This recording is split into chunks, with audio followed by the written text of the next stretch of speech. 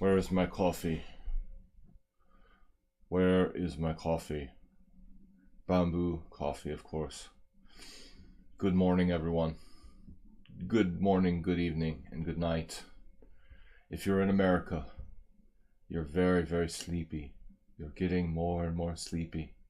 So you should watch our stream to wake up. Anyway, guys, what is up? Good morning here in Europe. It's International Master William Paschall with the Ponda. And Asterbait here with me. Very devoted to our stream. A lot of devoted friends that follow the stream. Thank you guys for doing that. We're gonna play unusual openings today. That means nothing really on sound. I just want to play different openings, gambits, experimental stuff, things I normally don't play. Sometimes I forget in the course of the stream to implement the idea of playing the weird openings, but I want to remember. Unicorn 99, we've got a challenge from him, so you can challenge anything between 5+3 and 7+3. That's our standard time control for the Monday and Wednesday streams. So let's get it started. Anything between 5+3 and 7+3. It's basically a breakdown of blitz and rapid or rapid at the faster. It's blitz 7+3. I prefer to play the longest 7+3. That's actually rapid. So Unicorn 99 is challenging me. This is a relatively new player to our stream. We've only played 3 games. And I'm white here, so let's see. What are we going to do? Play e4 and try to come up with something kind of out of my repertoire, outside my normal repertoire. Alright, so the Sicilian.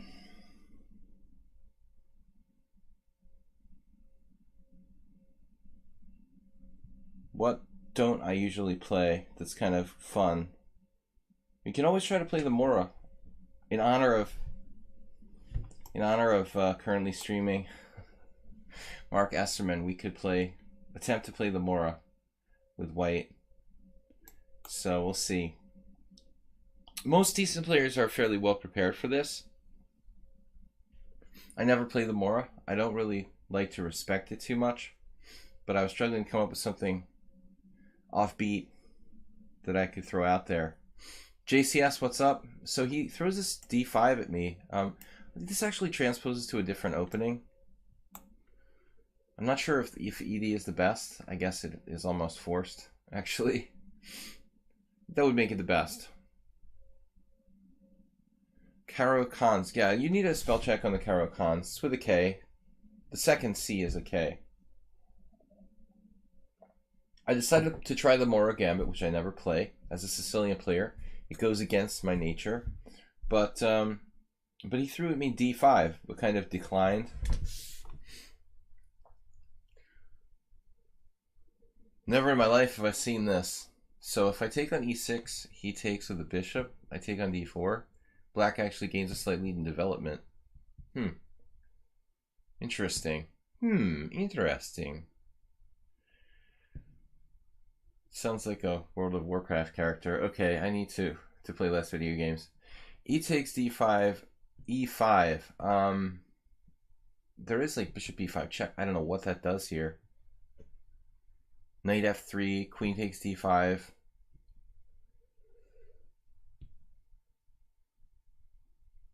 Yeah, let's try that.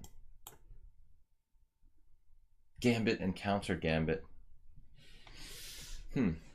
So I was unimpressed with taking on e6, which would have been my first reaction. But actually, I'm an idiot. Alright, I'm not awake yet. I should have just taken the pawn, I think. Takes on e6, queen takes e6. Alright, second thought, that was definitely my best option. Now, I don't know, this could be a transposition to another order of moves. Almost something like, it almost looks like something normal. This could arise from a c3 Sicilian, I imagine. I need like toothpicks to prop my eyes open. My mom was keeping me awake. Kept waking up in the night last night to keep going down and getting her to go back to bed all night long. It was fun. C takes d4, e4, knight c3, bishop b4, queen a4 check, knight c6, queen b4, knight b4, knight d5, knight d5, black's okay. That seems like a good line. This is interesting as well. Okay, bishop g4. Very, very similar to some sort of known lines here. If I take on e5 with the pawn, I think he's pretty reasonable. Why can't I play knight c3 now? And if bishop f3, knight d5, bishop d1, knight c7, check.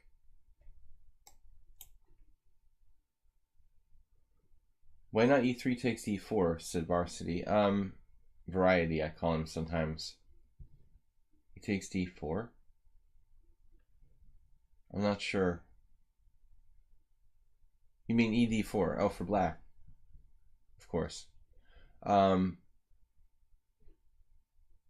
I guess it's a matter of taste.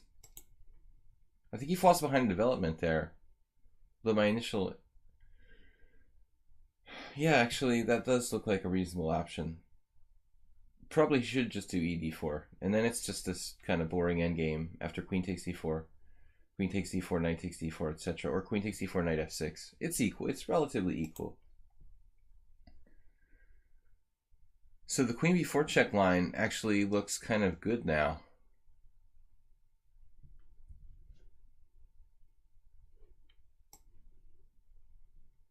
Did I say queen b4 check line? At the end of the day, I'm taking on e5.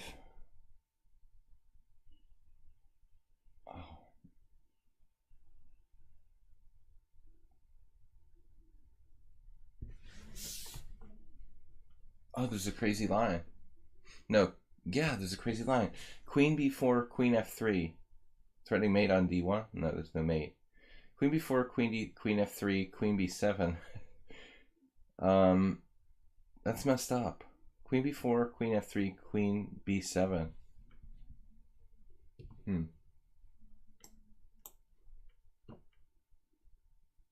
of funny variation.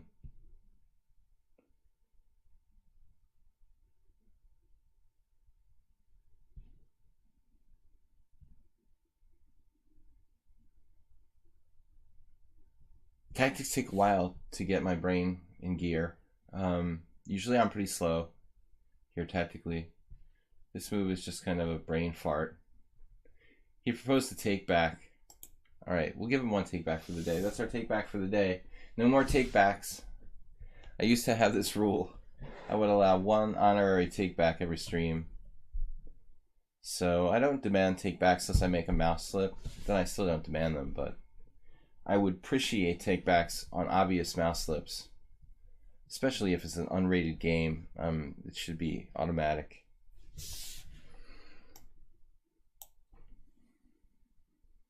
It's too early to calculate. What's our saying again? Sloth chess.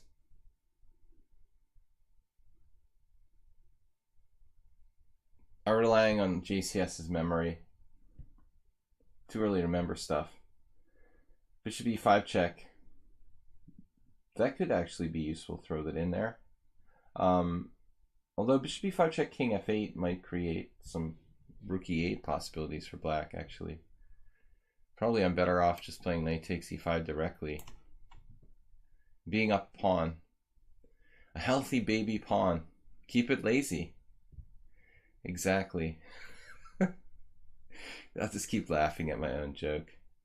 All right. We got an honorary take back. We didn't know it was a blunder at the time. Bishop d7. Two knights. Wait a second. Two knights. Wait a second.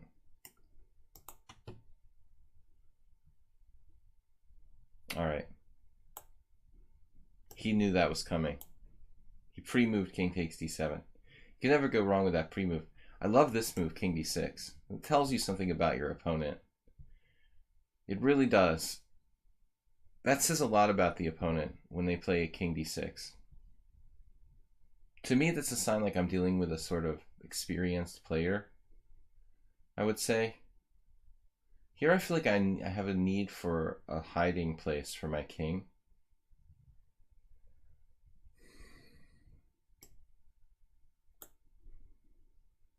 In the event of rook e8, like a6, bishop has to move. You know how it is.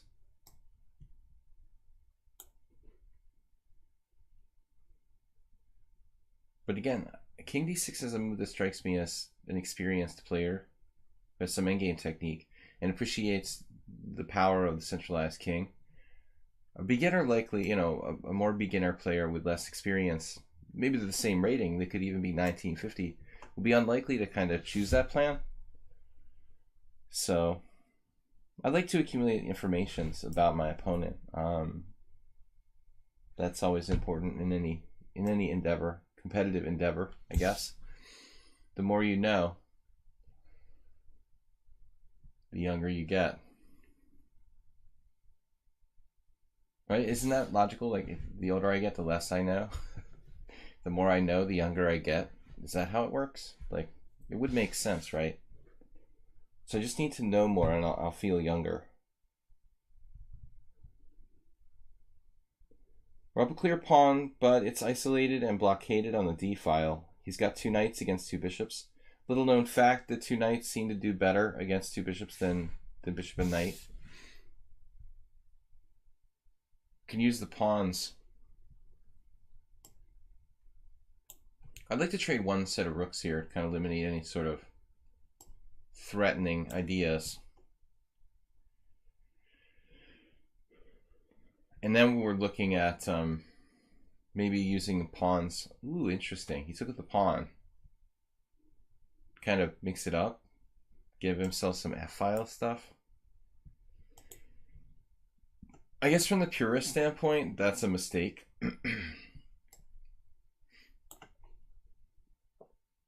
Well, now we can shift to e2 locale for the white king. If he plays something like rook f8 threatening tricks, my king can it'll base itself from e2. Keep it lazy. Sloth chess. No calculation.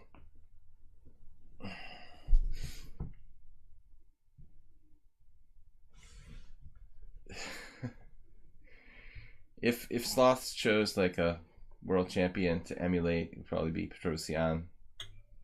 The smallest amount of necessary calculation, I guess.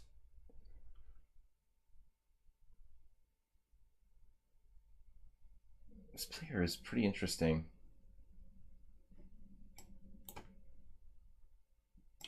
Opening it up for my bishops, for his knights. Which is it?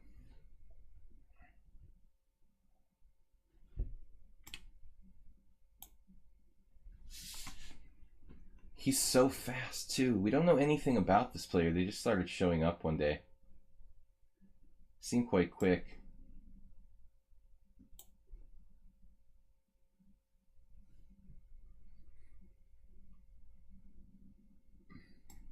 Not a chatty fellow. Certainly playing for time. Bullet not too high, only 1965. Was a good year.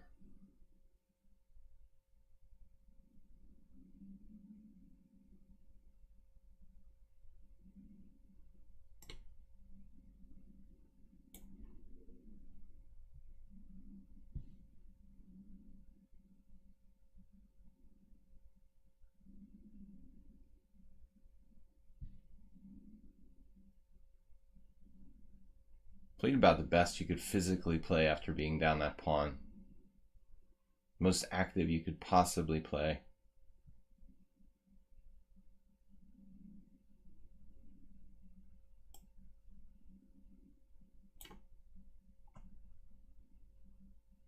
Looks like I have a little lag going on.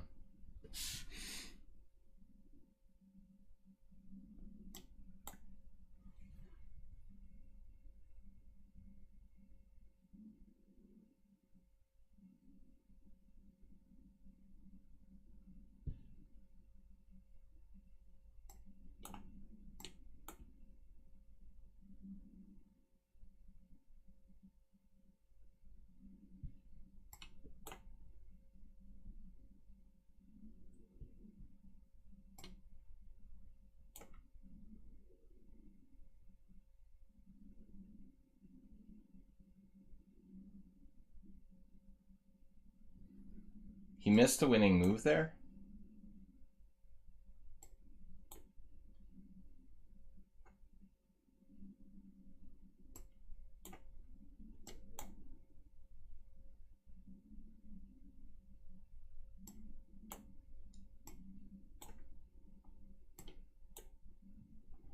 He missed a second winning move.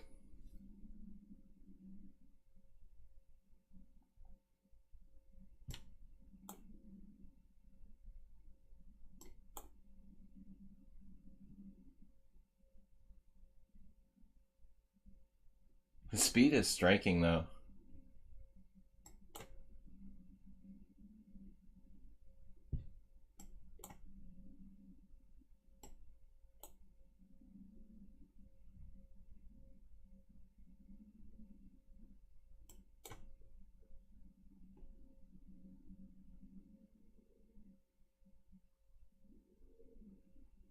King position.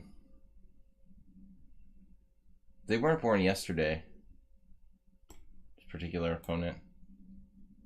Appreciation for king position, huge.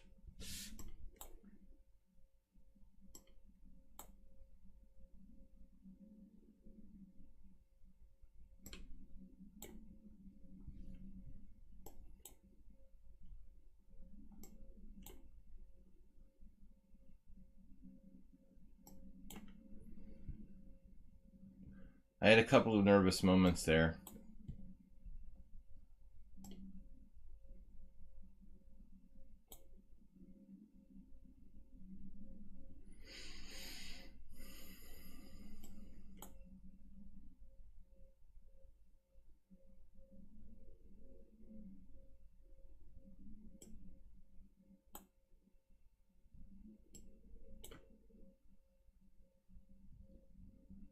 This is over.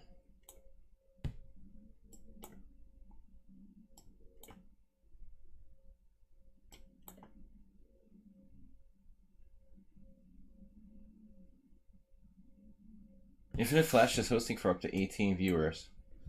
I saw Infinite. Yeah, I should have mentioned him streaming. Alright, no rematches. No more takebacks today. There was a couple moments where he could have won a piece with like knight forking my king and bishop on d1. And then there was another time when I think my rook was trapped. He just kept putting me in time pressure, and I couldn't miss all these sort of cheapos. So, although the position was always better for me, I had twice, it looks like, allowed serious winning chances for black. The Pavilion. How art thou? Good to see you streaming there, Infinite Flash. What's up, guys? Playing our Weird Wednesday stream from the Ponda. Infinite Flash favorite. His favorite Ponda. I'm back. I know he didn't want to see me. Hello. Hello. Hello. What are we going to do? We're going to play h4 on move 1. Oh. But Ponda, that's too much, man. Let's get some challenges out there, guys, if you'd like to play. If you can challenge between 5-3 and 7-3, 5-3, 5-4, 5-5, 6-3, 6-4, 6-5, 7-3. Those time controls are appropriate. We can always go and grab a challenge from the limitless number of victims available in the under the play tab. We go to play tab, create a game. So choose your victim. Wait, where's that tab? Create game. No, I don't want to do that. Choose your victim. Where is it? Erdem Kabuk. That's rated. I don't want rated. Not too many increment time controls available here. I like your stream title there, Infinite Flash Chess.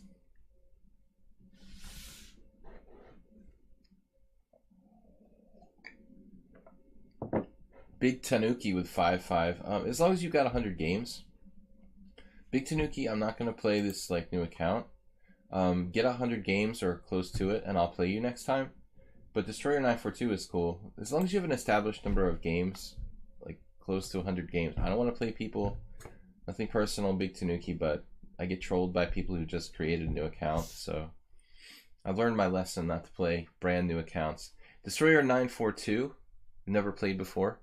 I've been kind of overdoing it with the, yeah. Step back.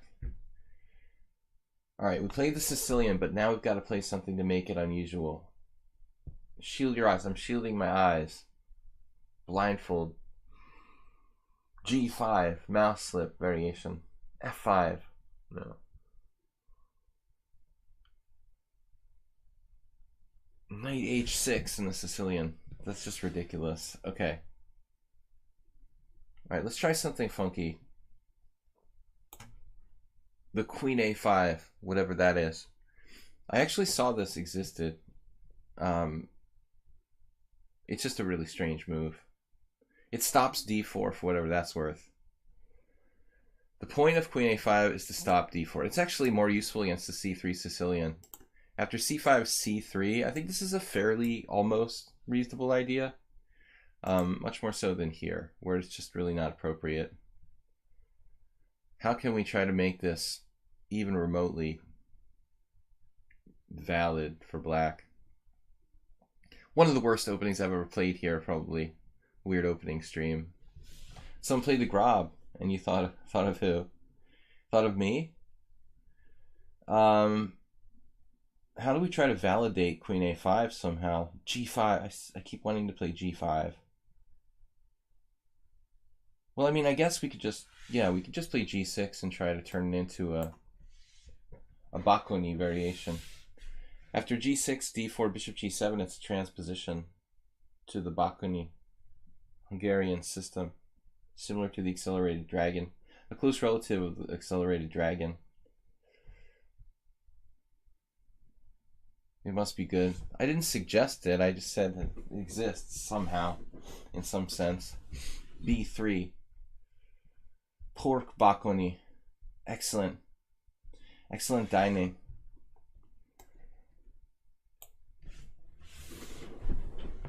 Alright. Well, the queen is out. The queen a5 is always bad. You know, it's much more true than Feingold's rule about f6 being bad. The percentage of times when, like, the early development of queen a5 is bad, it has to be much, much higher. It's a much worse move in principle than f6, I think. Alright.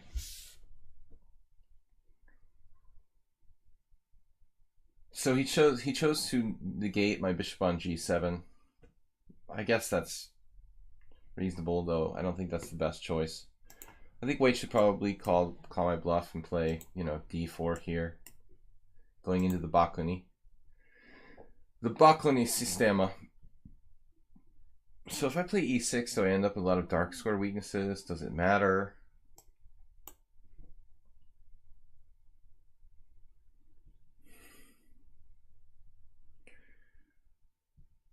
Obviously, the queen is absolutely placed perfectly on a5 for this position. That's where it always wanted to be. On d8, it's like better. It's centralized. It's looking both ways. Like on a5, it is limited to only one side of the board, essentially.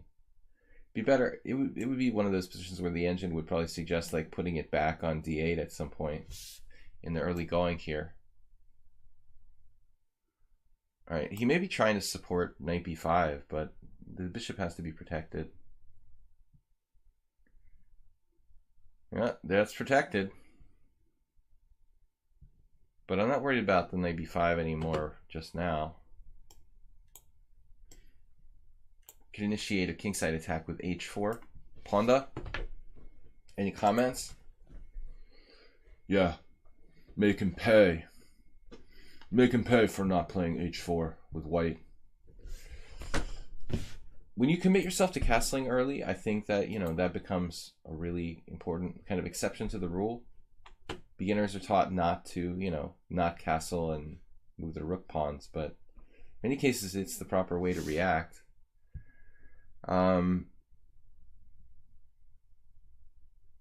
Eventually I'm gonna admit I made a mistake with this queen move and bring it back to a central location near you. So destroyer pretty solid here. I'm not in love with the bishop on c4. It's a kind of classic Lee chess opening. Sicilian with bishop c4. Everybody does that. They think they're playing the white side of the Joko piano when it's Sicilian. All right, knight e2. So the bishops will leave the board. Well, I'm nearly winning a piece here, right? But that doesn't count. Nearly winning a piece isn't going to cut it. You have to, like, literally win a piece. Should I play bishop takes b2? Maybe his rook will end up misplaced there. But I have b5. b5 And like knight to b4, losing control of the dark squares in the center completely.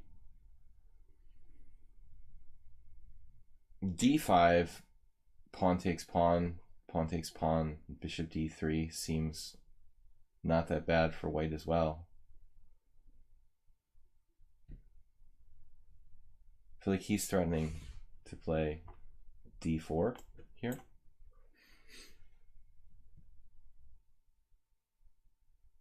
My queen's looking very relevant now. Destroyer 942.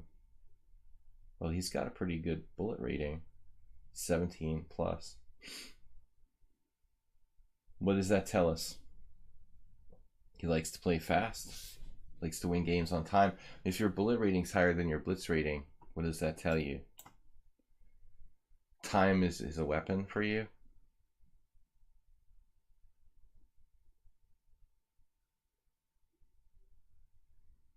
Like, I like knight b4, but it loses control of the center. Still, it's probably okay. I have to be a little careful about these squares.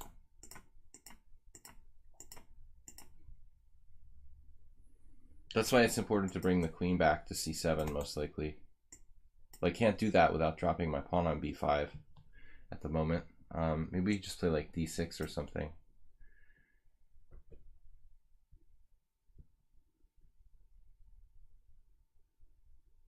You don't know which looks more ridiculous?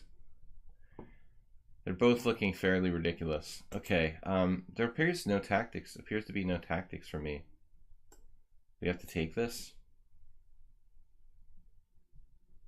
And he's got rook a2 lined up.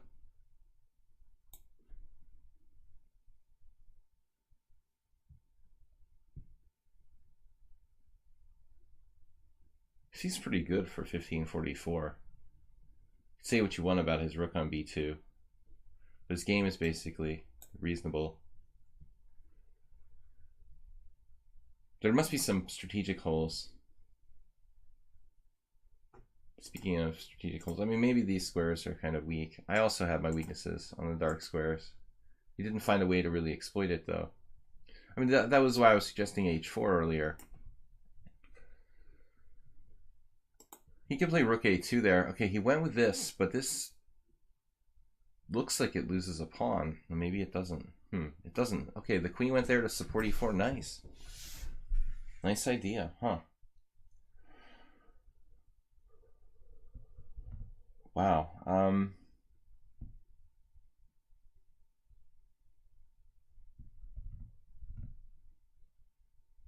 So what do I do now? Queen b6.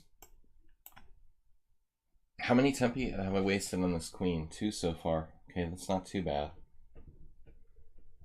But he's got 2 minutes more than me, and he's 1500. He's 1,000 points lower rated. He has 2 minutes more than me in a playable position. It's pretty impressive.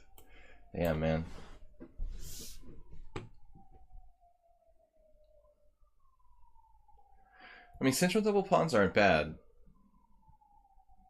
You're being unkind to the central double pawns there, Infinite Flash.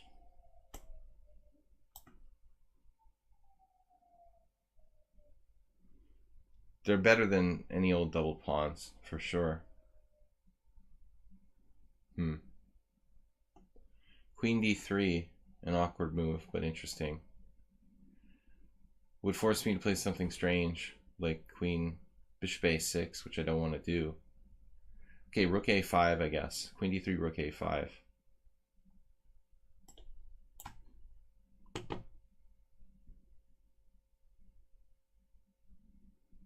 First time we have a sort of target to attack.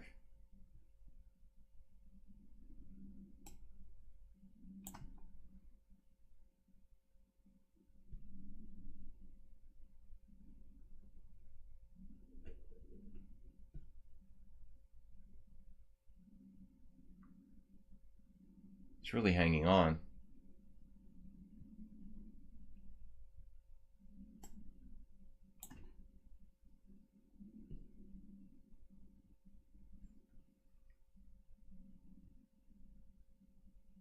He's not playing like a 1500. No mistakes, no tactical errors. It's still basically equal after 25 moves. Here I should probably play f6. That's enough of that. I don't care so much about the bishop in this position. BFD. What the heck is a bishop versus a knight in a lock structure like this? Not a big deal. He's basically still equal after 25 moves against a player 1,000 points higher with a time advantage. I mean, black has a small advantage here structurally with the backward pawn, but it's a very small edge, relatively speaking.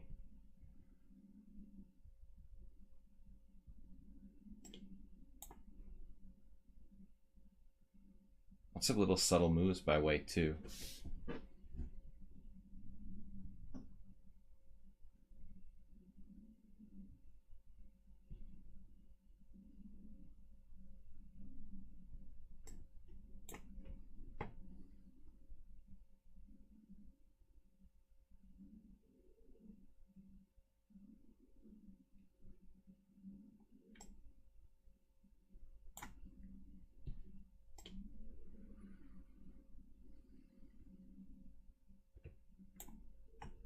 How is this guy 1500?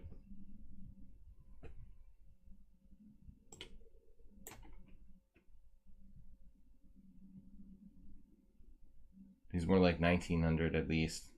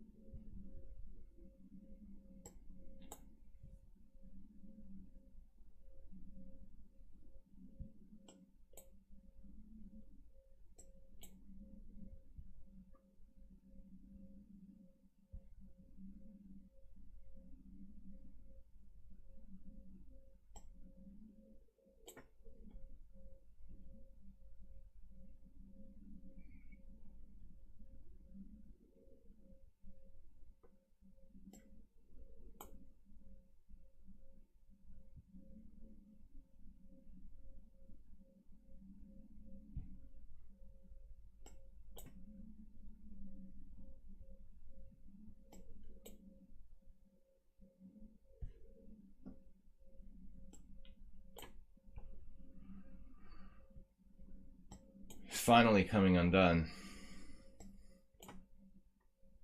Still, it's kind of dangerous.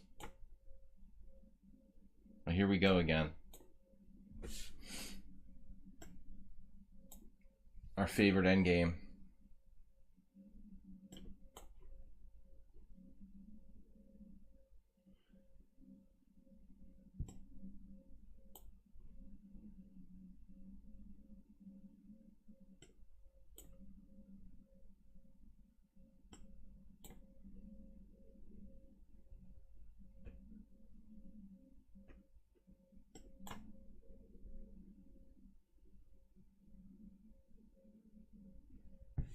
Ready for another queen and rook? Maybe it's the same guy.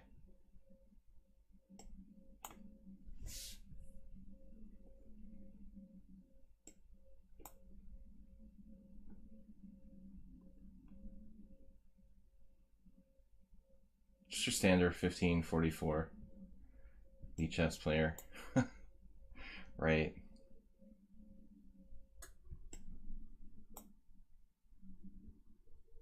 He's not going to make it to queen versus rook.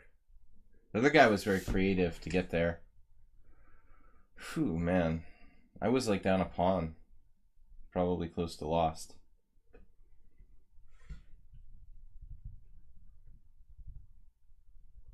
Way to stop those pawns. Alright guys, I'm supposed to take the subscribers first. We have no subscriber challenges. Where is everyone? Got 33 viewers now. Okay. Where's our subscriber challenges? Barry Bear and Batman. Let's check for games. 100 games, please. Alright, Barry Bear has 50. Barry Bear, you don't qualify. Batman has enough games. Alright, you gotta have 100 games. I don't wanna play any more provisional players. I understand Infinite Flash Chess. You're selective. You want to play quality games. Unusual openings. That's the theme of today. The Ponda likes to play h4, but that's going too far. I try to play unusual systems, mix it up though, not always e4, like different things. Okay, he already did it for us. He played the England Gambit. So if you're going to play the England Gambit, I mean, that's our weird opening of the day. So I'll just do the best I can against it. I'm not going to try to play like a weird opening against the weird opening. I mean, you could for fun. I could decline it and play e4. Actually, I like that. We'll decline the England Gambit and transpose to the Nimzovich defense. Knight c3, d4, bishop g. Yeah, I like that stuff. The Verisov Infinite Flash. So we've made him transpose to a Nimzovich. Batman bin Superman. Superman. Bin Super. Man, the last guy had me. It's down a pawn. Probably lost. The rook endgame is technical. 5 against 4 with just the B pawn is actually the best pawn there. Had this position in a tournament game. I've told this story 1,000 times. My opponent blundered here with bishop c5. Bishop b4 check. We had a game against somebody, which is probably black's best move. It's a Scotch opening theme. Bishop b4 check, c3, bishop a5, headed for b6. What else can black do, really? If you can't do bishop c5, I guess you could try to play g6. How bad is g6, I wonder? Oh, he heard me. Alright. No listening to the stream. Alright. No, he went back to e7. He didn't hear me. Oh, wow, that's weird. Okay, so queen d5, knight h6. f5. That would be really bizarre. Queen d5, knight h6, f5. Castles. Bishop takes h6, g takes h6. I have like all these holes in my position on the dark squares, but his king side is like completely decimated.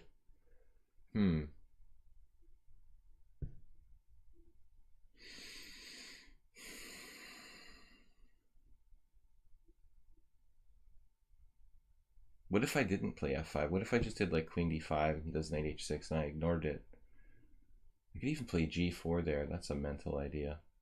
Black has d6 type of stuff though. Bishop e6 will kick me out eventually. We could delay f5. Something like queen d5, knight h6, knight f3, d6, f5.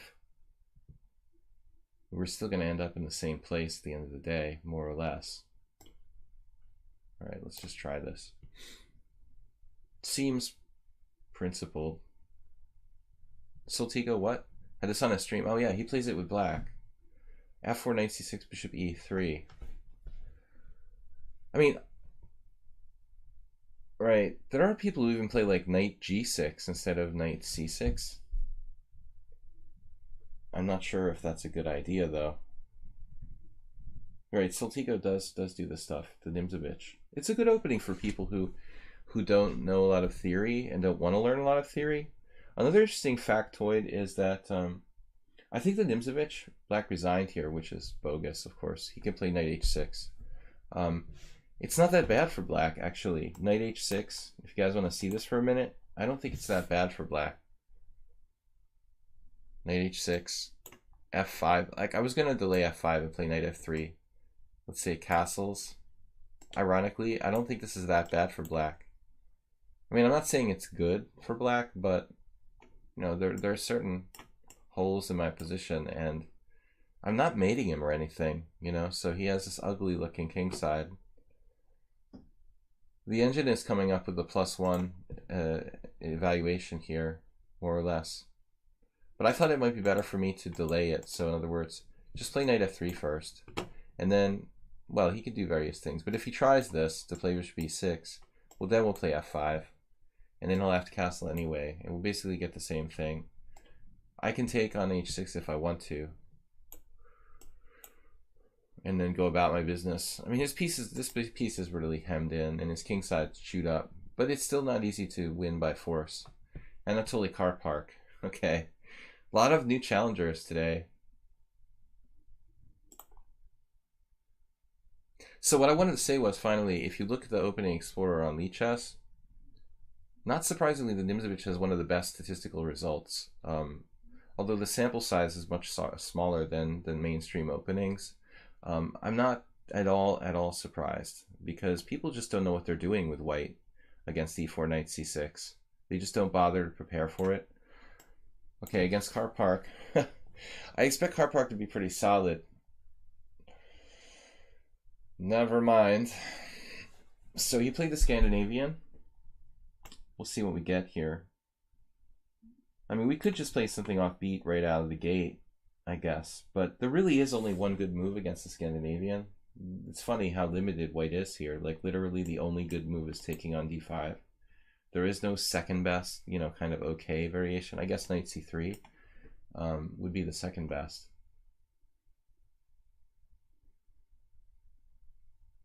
Okay, we'll do it, just to kind of keep him out of main lines.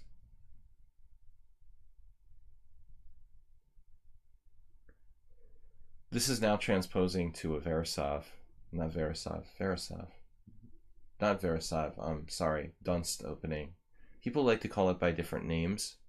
The Linkspringer, the left knight. Big fan. I switched off Twitch. Okay. Awesome, Karpark. You sound familiar, like you chatted on my stream or something. I recognize the name. It sounded familiar to me. So once I had a guy who played like knight b1 against me when I was black. Why is that such a bad move for white? I like Scandinavian. I play it Team Scandi. But I don't think it's a great opening. Objectively, you know, black is opening the game when he's behind development, you know. Fundamentally, that shouldn't be a good thing to do. If you want to approach chess mathematically, you're a move behind and you're opening the position. That doesn't make a lot of sense.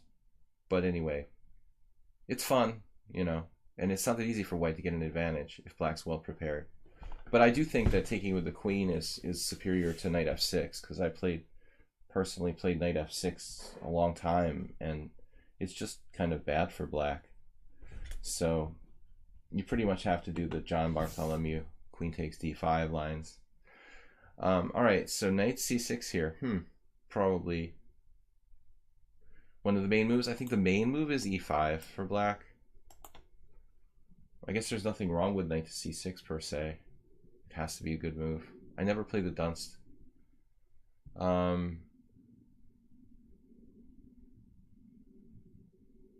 He's not committing to e5, so what does that mean for everybody?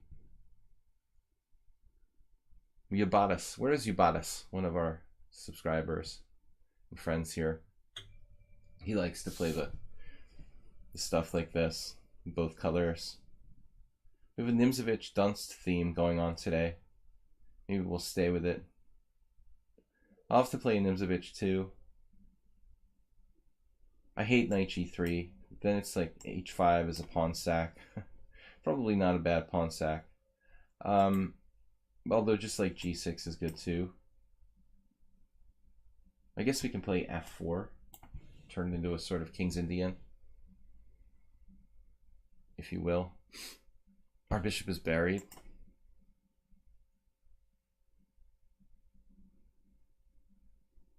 I remember when I started playing chess in New Jersey in the late 80s, there was this kid named Dean Ippolito who would later become an international master as well.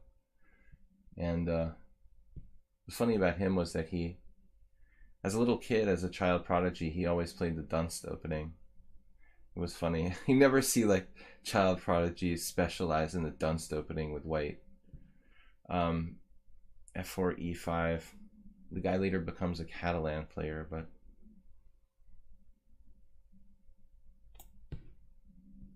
not too many dunce specialists kicking around.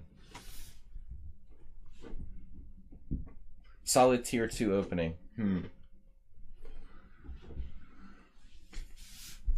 I guess so, when played correct.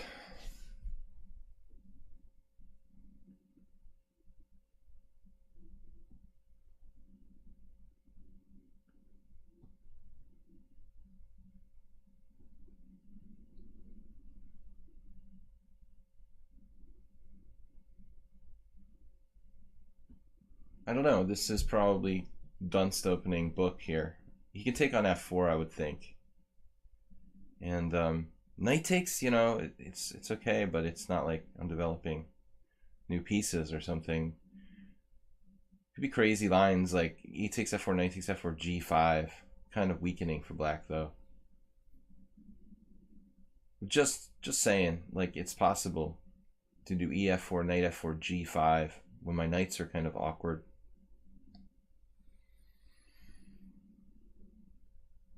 Not sure I have better there than retreating. You know, that looks pretty weird. Like ef4, knight f4, g5. Where do I go? I guess knight d5. Then where do I go on g4? Where does my other knight go? This is interesting.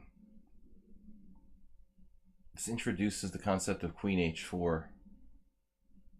You know, the move like strategically looks wrong to put your pawns on dark squares and possibly trade off the white squared bishop. But it may yet be a good move. I can take on e5, so is this like a pawn sacrifice? Knight e5, knight e5, fe5. Looks like we could just play, well, not a lot of options really. h3 is a good move. Not. Knight eg1. All right. Wait, knight e5, knight e5, fe5, bishop e2. Yeah, that should be okay for me. I mean, I don't see him having anything immediate here. Queen h4 check g3. I should probably check this a little more deeply. But I think it's okay. It's obviously risky anytime you're opening your king on the e1 h4 diagonal early, like a king's gambit. Black's development is ahead here, and I don't know, something's creeping me out about this position. Black doesn't have all that many pieces developed either, so we're definitely in the twilight zone of openings here. Queen h4 check g3, queen h5, something like that.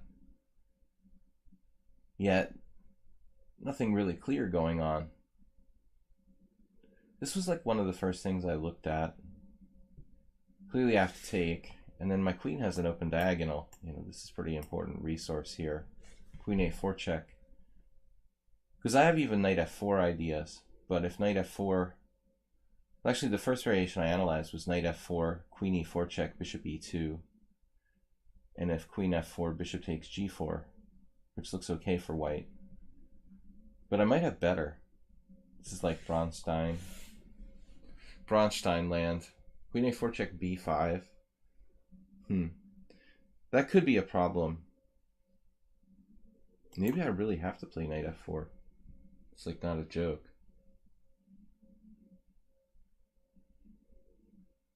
This is pretty weird though.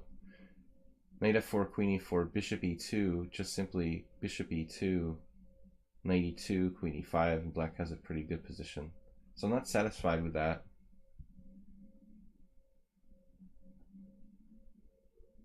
Okay. This would b5 would weaken his position. So I'm not sure he necessarily is going to do that. Actually, b5. Yeah, b5 is playable. There's also queen d4, bishop e2, winning a piece. There are a couple of problems. The problem is I can't play knight f4 because if queen takes f1 check. So I looked at queen b5, queen b3, basically forced. And then if queen takes e4, I can hold on to my e5 pawn with d4, I thought. But this doesn't look good for black. I mean, well, not especially good. I mean, he's okay here, but I mean, I have this, which should be fine. I mean, he's not okay if I end up with an extra central pawn and the queens leave the board. But he's got a lot of time now. Gladys Troll. I was thinking of doing like, if chess doesn't work out, I'll do some kind of audio books or something. Gladys Troll.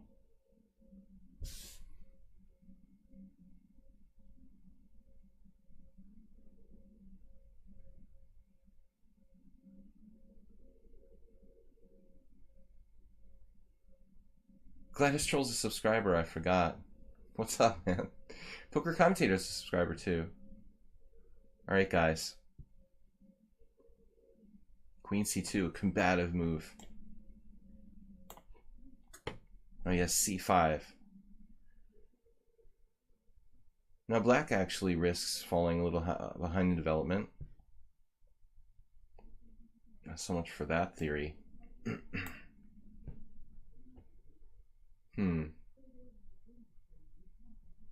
Castle's queenside was a good move. Why didn't I take on a7? I'm not paying attention now. This is ridiculous. Okay, I didn't expect queenside castles. I don't know why. I just completely kind of missed it. Man, I don't have bishop d3 either. That sucks.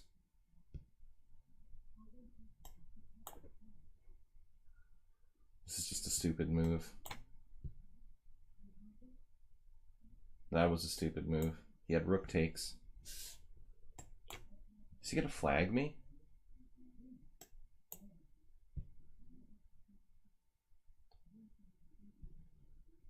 Okay, we made a lot of bad moves from the point where I missed king, bishop takes, queen takes a7. We just made like a series of horrible moves for both sides.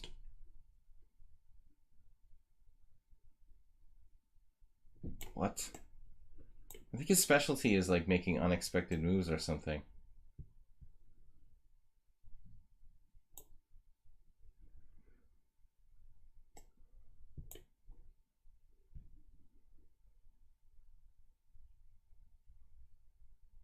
Brain wall. All right, car park. It all started to like go crazy there when we hit the queen a7 reset. We played horribly at the end. The opening was interesting though. There are games here. Wow. A Rashkovsky game from 1995. Ardeman losing against Yermolinsky. So there's a few reasonable games. Miles Ardeman, formerly 2500 USCF player, risking this against Yermolinsky. Koppengut losing with black. Wow, back in 1973. Interesting stuff. Black has a really good score there. Several wins. At least 50%. Nice. Okay, let's go on. So we've got no more challenges. Never mind. We can't go on without challenges, guys. When I play like this, I quit for a few days. So this was you, Gladys Troll, right? And it's like car park. Yeah, a very Gladys Troll style. Sub-only mode enabled. Yeah, I mean, I let it get out of control. Queen a4 check here. This move I'm not even sure about. And right here, knight c3 is okay. Here, but I mean, this is ridiculous. I could just take on a7. Threatening mate in 1. I mean, this is terrible for black. So I thought castles queenside was a good move, but it's not. That's why it was out of my, it wasn't even on my horizon, you know, because I just sort of subconsciously saw that was hanging and then like forgot about it when you played it. But I don't know what you're supposed to play here. I think queen c2 is probably wrong. White is just better now. This didn't work out the way it should. Oh, it's not you, Gladys Troll. Oh, I thought you were saying it was you, like your new account or something. Why is the engine not loading? Plus 4 point. Wow. So the queen is trapped. Wow. Oh no. So I thought he had to play c5. I mean, that was basically the only move I looked at. But I have all kinds of good moves here. I mean, even queen d5 is probably a move. Yeah, his queen is trapped. So this is clearly a blunder. He just has to trade queens now. But before that, so queen a4 check b5. This is actually bad because I have this crazy move, knight c3. How does that work? Okay, I don't understand. Queen takes f1 check. What? You guys understand what's going on here? My stockfish is really slow. I don't know why the computer was suggesting this. This looks like it drops a piece for white. So I don't know. Forget about it.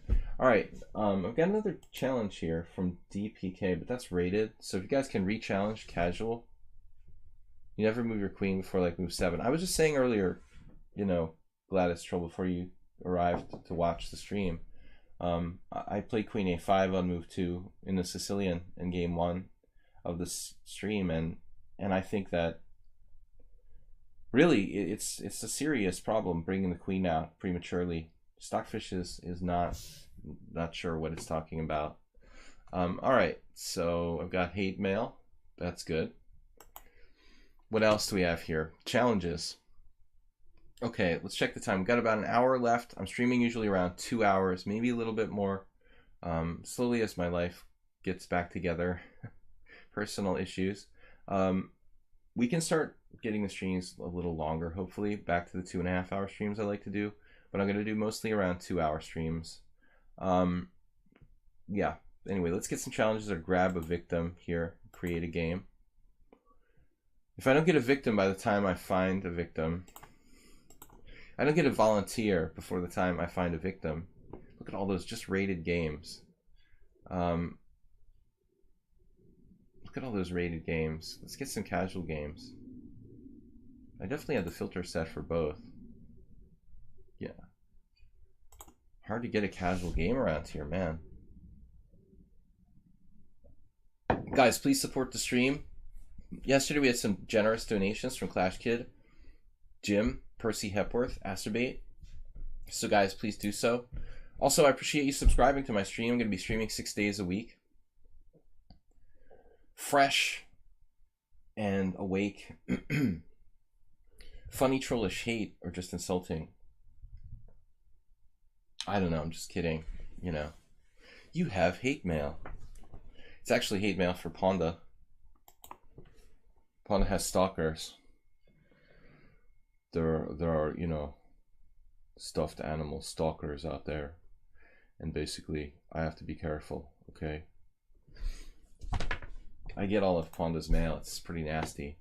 Destroyer's re-challenged me, but I don't want to play the same player again. Nothing personal, Destroyer. And also the fact that he was like a 2000 in a 1500s body. You got a casual challenge anywhere? Casual 15-0, that's too long. Something in the middle. I could put out my own challenge. Looking for a victim. Look at these long games. Wow. You don't see long games that much. 20 plus 5, 20 plus 30. That's cool. It's nice to see people playing the longer games. I rarely see that many longer challenges. 5 plus 5 rated, that would be great if it was casual. I don't like to do rated games while I'm streaming because my attention is more on like explaining concepts than trying to play perfectly and keep my rating. Alright, so what do we got? Send me a challenge, guys. Don't be afraid. Lehman Brothers. A lot of my friends used to work at Lehman Brothers back in the day. My ex-roommate. Alright, little did we know what would happen. So what's up? Where are these challenges? 5+4 casual. Let's click on a kill A. Got him. Victim number 1. We got some lag? Alright, what are we going to do with knight f3? It's hard to get a weird game against knight f3. b5 is good. Shandor. Shandor.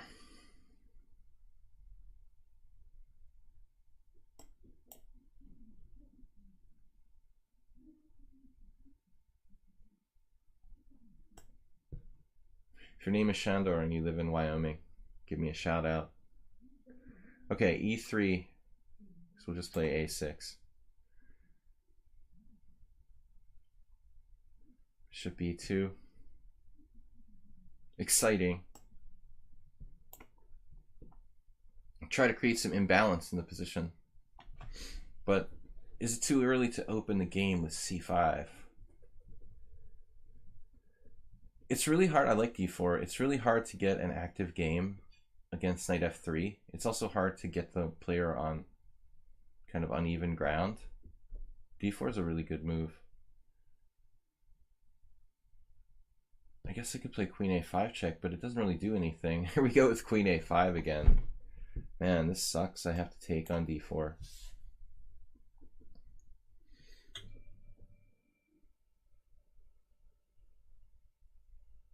No, I don't like bishop takes. That's probably the worst recapture. I'm not sure I necessarily want to play knight c6. It's a funny thing, a lot of people automatically do this move in various positions. But I think in reality, the Mihai Shuba concept of like maybe we should just like let it sit there and be a target for something else. Maybe we can target it with like d6 and e5 later on. It's basically like not necessary to punish it right away with knight c6. Knight c6 is notoriously badly placed with the bishop on b7. So automatic moves like knight c6 leave us with possibly no good follow-up plan.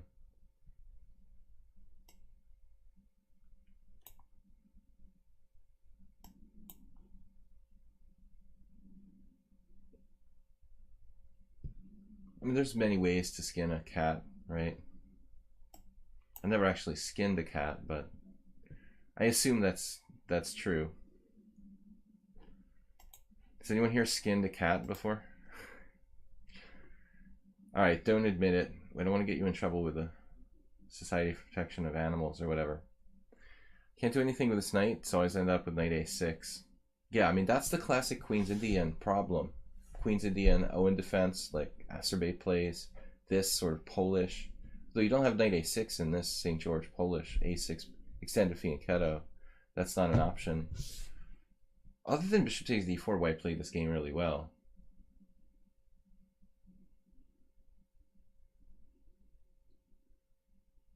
Another quandary.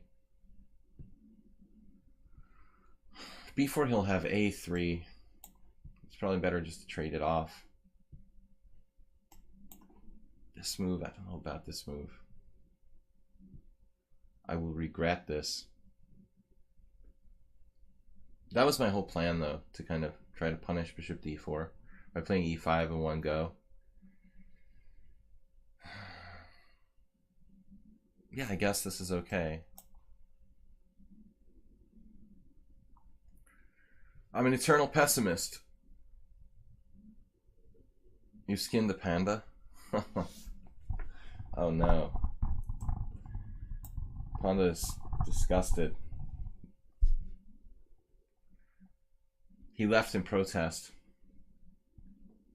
He's starting a Me Too for pandas. I mean, he's not a girl, but it's just a general Me Too.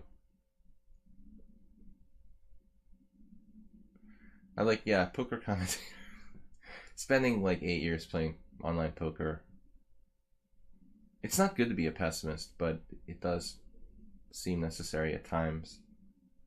But I think that we could have a long discussion one day on the stream about psychology of optimism and pessimism and how it affects your play in competitive sports. It's kind of For me, it's like a defense mechanism, but it makes you a good kind of defensive-minded player. But at the same time, I think it inhibits your aggressive abilities. So there are pluses and minuses. I think the greatest players are more optimists, but there's a lot of good players who are kind of pessimistic.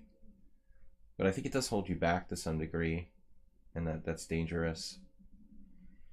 I'm talking about all competitive things, you know, not just chess, I suppose.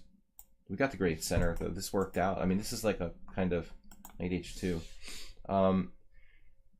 This reminds me of a game I had against somebody on one of my, it was somebody on one of my simuls 2 weeks ago, I think. Played knight h2, and that was very effective. Oh, Hisitnus from France, who supported our stream with donations and been a subscriber at some point, I think. He actually played knight h2 and knight at g4. It was a surprisingly resilient thing. He's afraid of e4 and an attack against his king, so he's like preemptively defending. Red pandas look like foxes. That's true, and they're not technically pandas, right? Isn't that what it is? They're actually not pandas. Pandas, but a panda is something different. This is a panda.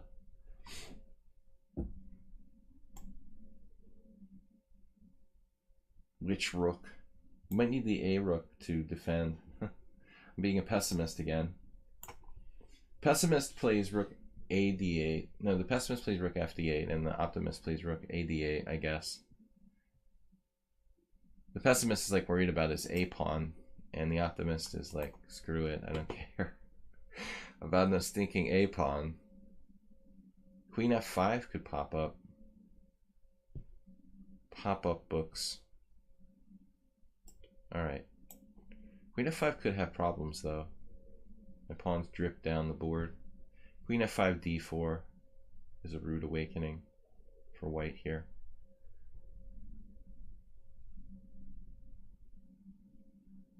Achille is not bad at 1400. That's solid. He's played solidly. Logically, he's not making overt mistakes until now. I mean, even this might not be that bad. Tumble down pawn. There's got to be something here. 94 with forks.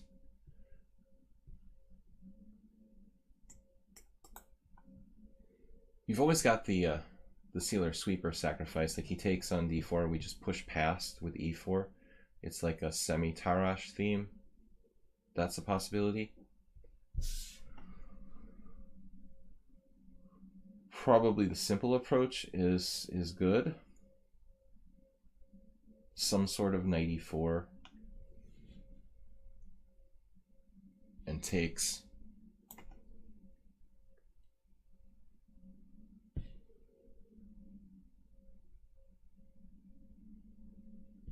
There's an overt fork on d2, and then we're gonna just take here unless we have something better. Maybe some Mamedyarov like sacrifice on f2 with the pieces pointing at his king side. Queen h4. White could easily get mated in like 3 moves. Queen h4 g3. There's also knight g5, which is really introducing nasty ideas. But I'm not sure that quite cuts it here. Queen e1, interesting move. Not good, probably. We have this.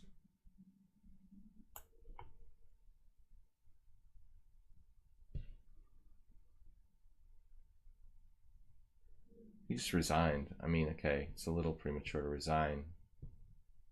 He's not happy with his position. There's queen d1. I mean, queen d1 is the only move that survives.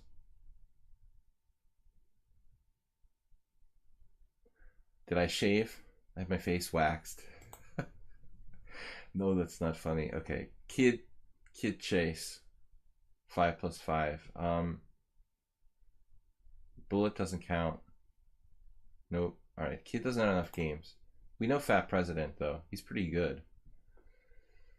Fat President, fat and mad.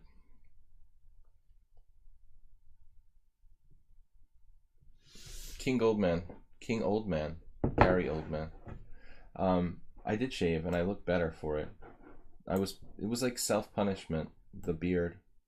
It's a way of punishing myself for my terrible existence over the last like 4 months. It's a little better now. B3. What do we do against B3? Fat President is pretty good. Let's go with the A5.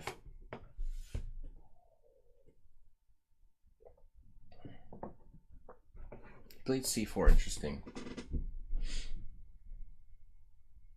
He's probably been around a while. Seen a few tricks here. That seems like a good answer to A5, actually. Not all setups is this gonna fit in. I guess it can just transfer to some sort of C4 E5 opening, where A5 is a reasonable move, just restricting white. But it's not the most flexible approach. I guess I would consider E6, B6 as more flexible alternatives for black.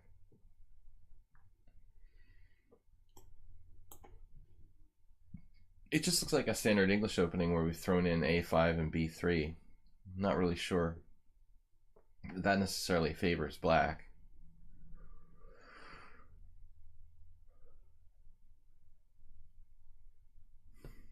E4, knight G5, B5. No, not here. A weird 4 knights English. Definitely. That's what we're here for. Weird openings today, guys. It's the theme of the stream.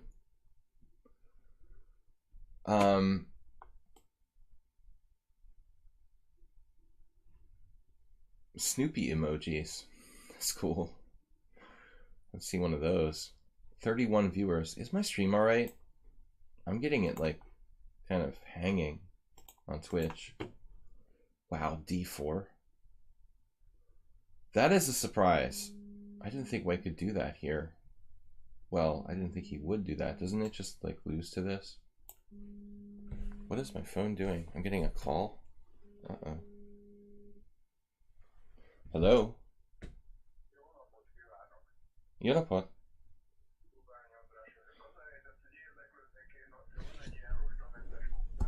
Yo.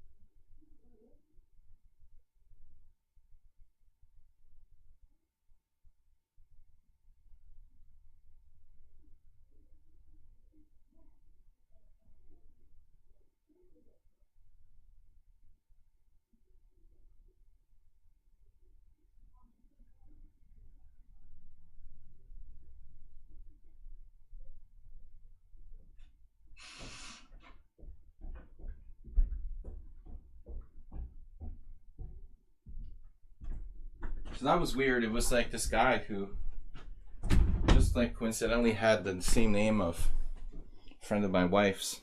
I thought it was a call like mistakenly placed for her. Your opponent, he asked for a take back. We had our take back for today, guys. What's going on here? But I mean, at least I didn't have to lose time.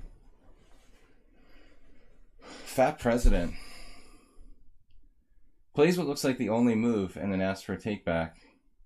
That's weird. Maybe he's just trying to give me time back.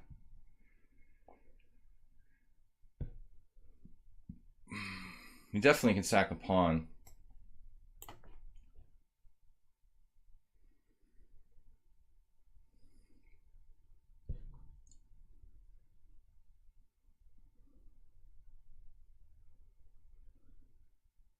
Well, knight e4 was interesting.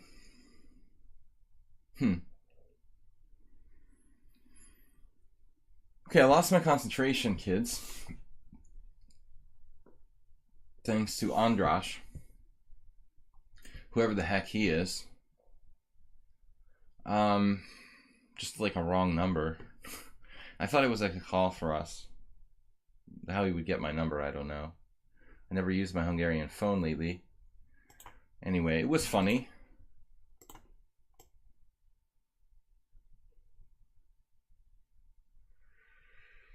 It's Anatoly Karpark. Yeah, I guess he was just giving my time back.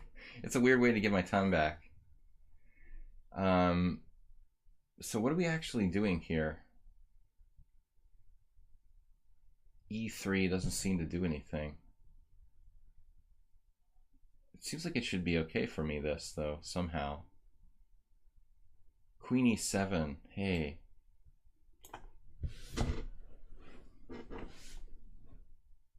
Not even a great move either. Well, maybe I have this E3 push through.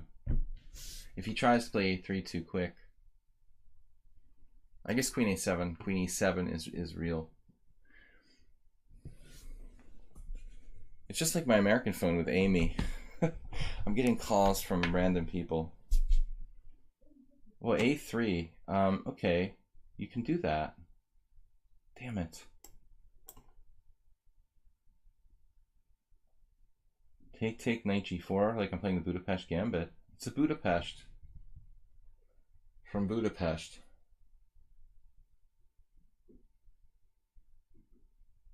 Huh. Wait, can I play E3 now?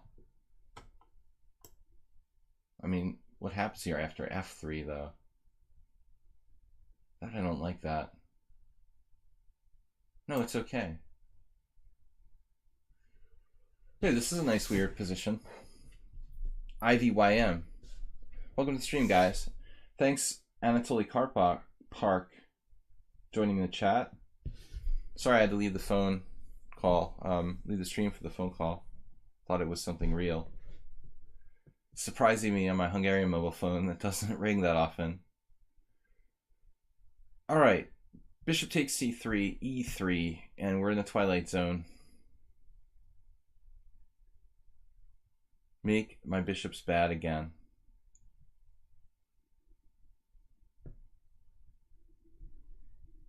Bought my knights in Mexico. This side of the border wall. Border wall, border fencing, paid for by white. The border fencing is blocking in these bishops on C3 and F1. Hopefully, we'll find a path under the wall through the center here. Queen D3. Okay, well, anyway, we're in the twilight zone, so we're taking, and his king is just gonna chill in the middle of the board, which is absolutely okay with me. At the end of the day, I think he's just losing a pawn here. We have just knight takes, pawn takes, knight G4 check, chop the knight on E5 like a good Budapest Gambit. And I don't see any compensation, but let's just double check. Knight G4 check, I'm just taking, and then he does have maybe like Queen G3, but even there I have F6 and I just don't believe it. The wall is coming apart.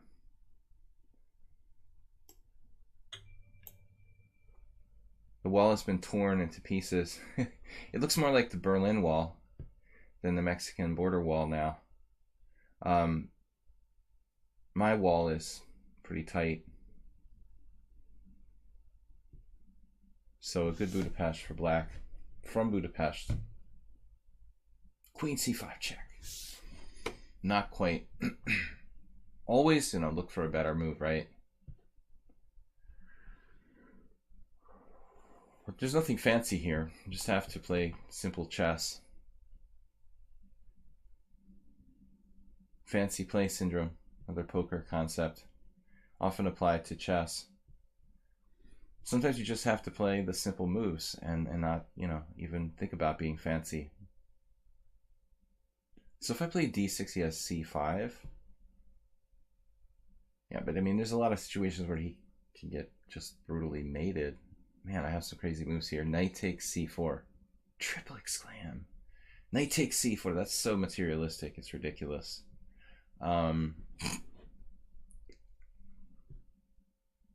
That move is just silly, materialistic. F6 strengthening the pawn chain, but prevents me from being able to castle. So if c5, let's say d6, c5. Maybe I should just play like knight g4, threatening mate in 1. He has e4.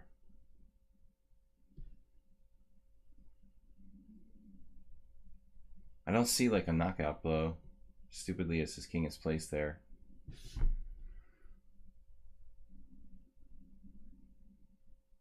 I'm gonna make a move soon. I wish I saw something.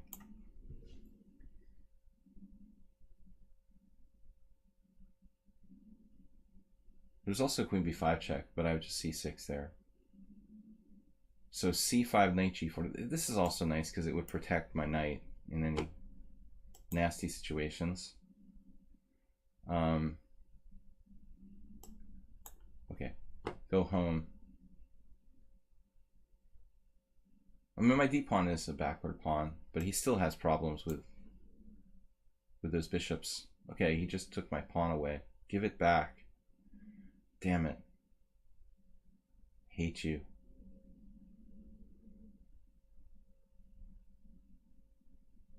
I hate you for what you've done. That sucks. I just lost a kind of important pawn there. We're going to need to open up a new avenue, which isn't really the standard procedure here when you're facing the bishop pair. I'm basically transitioning from one plan to another. I mean, I was just up a pawn in a closed position 1 minute. Now I'm trying to outstrip him in development because his king is on g1 with a rook on h1. He just dropped the pawn on a5. Fuchsia. Spectre Gambit. Alright, I don't have time to worry about this. I say we go for mate.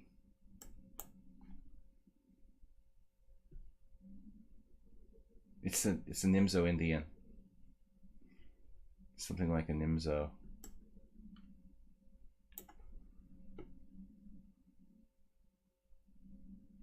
That's a check. Equal material, somewhat better king safety and development. Good bishop versus bad bishop. An ongoing theme. Good bishop, bad bishop. Good cop, bad cop.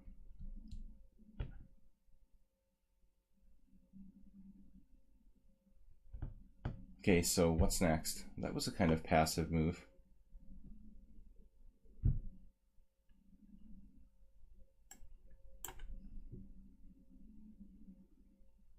Very serious positional advantage for black here. I guess this one we give up on f3 since it's so solidly protected. Shift to a different plan, just dominating the d file.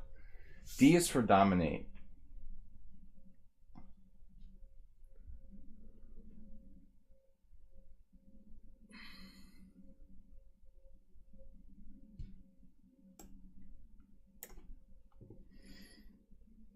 The mother of all Aleokin's guns on the D file. The mother of guns.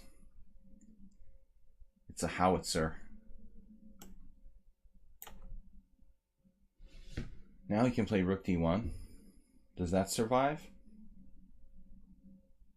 No. He doesn't choose to do that.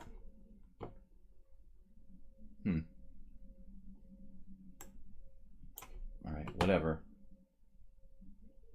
This has got to be good for me. Yeah, eventually he was going to drop that. I knew he wanted to. He still has a little bit of annoying counterplay, but just resigned. It's not that easy for me to break through, but yeah, okay, I understand resigning. It's a stupid blunder. Okay, guys, we got about half an hour left in the stream. Bashaka, I don't do 10-0. If you want to re-challenge me to something like 7+3, that's cool.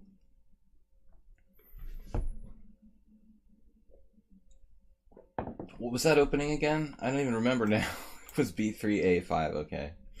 Whatever. Guys, please support the stream. thanks for subscribing, everybody. You can actually do a streaming donation on Streamlabs if you click on the panda GIF with your gift on the Twitch page under the stream, or just make a donation via PayPal. Much appreciated, guys, for supporting the stream. You can also check out my YouTube channels. I upload the videos on YouTube. Video chess training.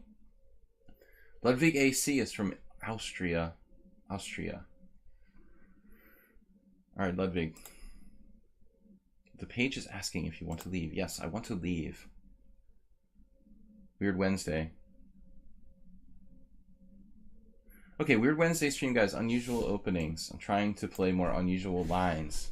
That's why I played B3, A5 last game. Another Sicilian. I tried to play the Smith more earlier. And Ludwig seems like a player who's very principled and he pays attention to opening theory. So it should be interesting. Not careless in the opening like a lot of people. Thoughtful about his opening play. Alright, let's play another mainline move and see what we can come up with. I did think about B4 fuchsia, but haven't had great results with that. So we'll have to do Spassky. This is my game with black against Vladimir Kopian.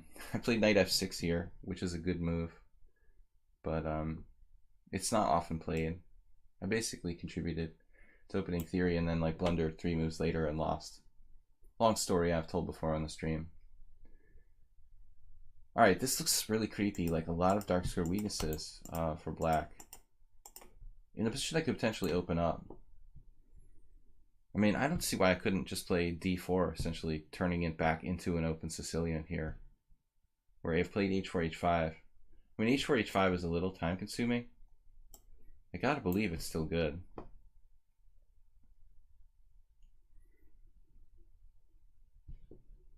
Now we go here. Make your pawns count. Not the only move, but it's pretty awkward for black to deal with that. Now h4.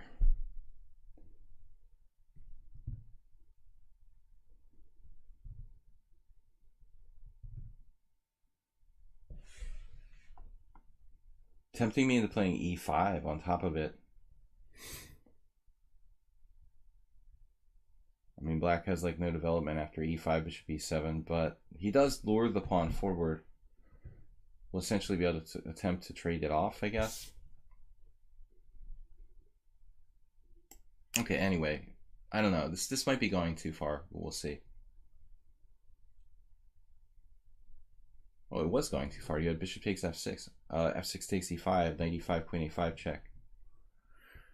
I mean, I might have some compensation there, but man, that is stupid for both of us not to see bishop e5, knight e5, queen a5 check. Very poorly. White still has compensation, maybe, but that's just careless. Alright. Anyway, we're Twilight Zone. Hyper accelerated dragon Twilight Zone here. G5 not on? Or is it on?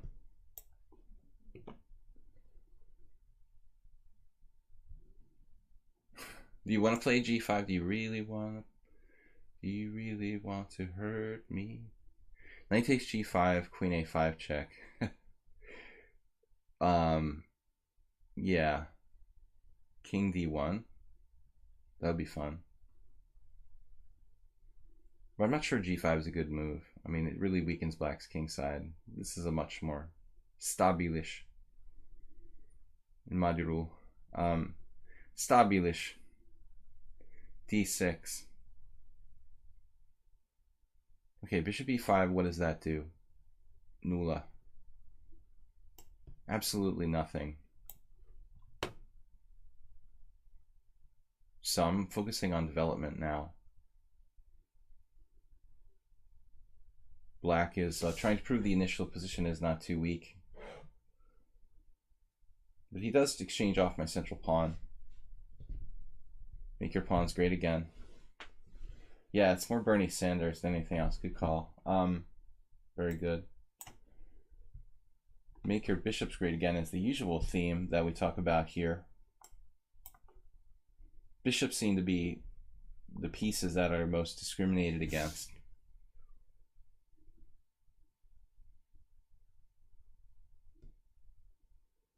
But it's location, location, location.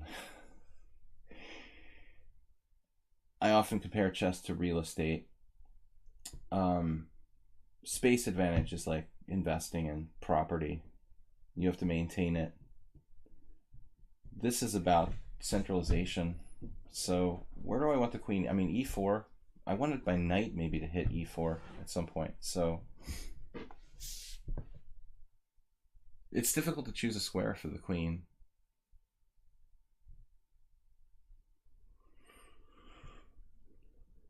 Perhaps g3. Gonna get hit by knight e7, knight f5 there. Some weird squares. c5, f4. c5 is a really weird square. Just asking for trouble. Waiting for something to inspire me here. Maybe check. You know, that helps him develop, though. I don't like that. Helping him develop here. Queen h2, obviously the best move.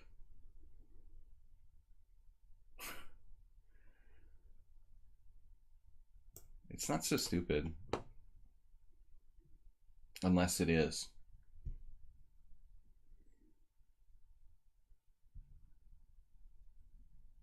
I've got the devastating threat of knight to b5. Okay. So he's going to be able to trade queens with queen e5 check, whatever that's worth. It's not like he's up material or something, though. I mean, he's just going to be worse in this endgame if he does manage to trade queens. Trade your sleep. Mr. Esserman is raiding with a party of 52. Whoa. He's raiding with a party of 52. Mr. Esserman. Dr. Esserman. Enjoy your sleep. Sleep, doctor. That's awesome, Esserman. So, I'll have to start playing the Mora Gambit now. I did play a Mora Gambit today. Mark would be proud. But it didn't last, really. I mean, he played a decline with d5. And I don't know. I don't even know, like, 4 moves in what I'm supposed to do. Does that transpose to the c3 Sicilian or something? That was our first game. Thanks, guys, for joining us. I'll try to be as serious as our sleepy friend. Bishop takes e5. It's a little earlier here. I'm a little fresher than my compatriot. Why so serious? We have that advantage, being in Europe. Okay, black's hanging on. Hanging around. How's your bishop doing for squares here? f4. A little short of square acreage. This is going to be funny if he has to go like to b8. What are you going to do? Bishop c7? I've got new ideas, which I was talking about before. That's going to be a problem. Now he's got serious death on the horizon. We've been banking on this ever since the moment we played h6. So it's just an accident waiting to happen, basically, these dark squares. He can still play f6. Defenestrating. The Mora stream. I never played the Mora, ironically. I played it. Well, I did it kind of because I saw Why It's So Serious. I noticed he was streaming, so I thought, okay, I need a weird opening. We'll play the Mora against the Sicilian. I think I've done it like once or twice before. But being a Sicilian player, you're taught to like hate the Mora Gambit with all your I don't know what's the word I'm looking for. All your heart. That's the first thing they teach you at chess school. Thou shalt hate the Mora Gambit. I wonder if this is just a concrete mistake. This very natural square. How does Ludwig have so much time? He never has to think on his moves. This is probably, while it looks like a natural move, kind of risky. Definitely thinking of sacking exchange now. I mean, I guess I don't have to think about this too long. I like this. Or do I? I thought I liked this. Still having second thoughts. It feels like I'm kind of just speculating.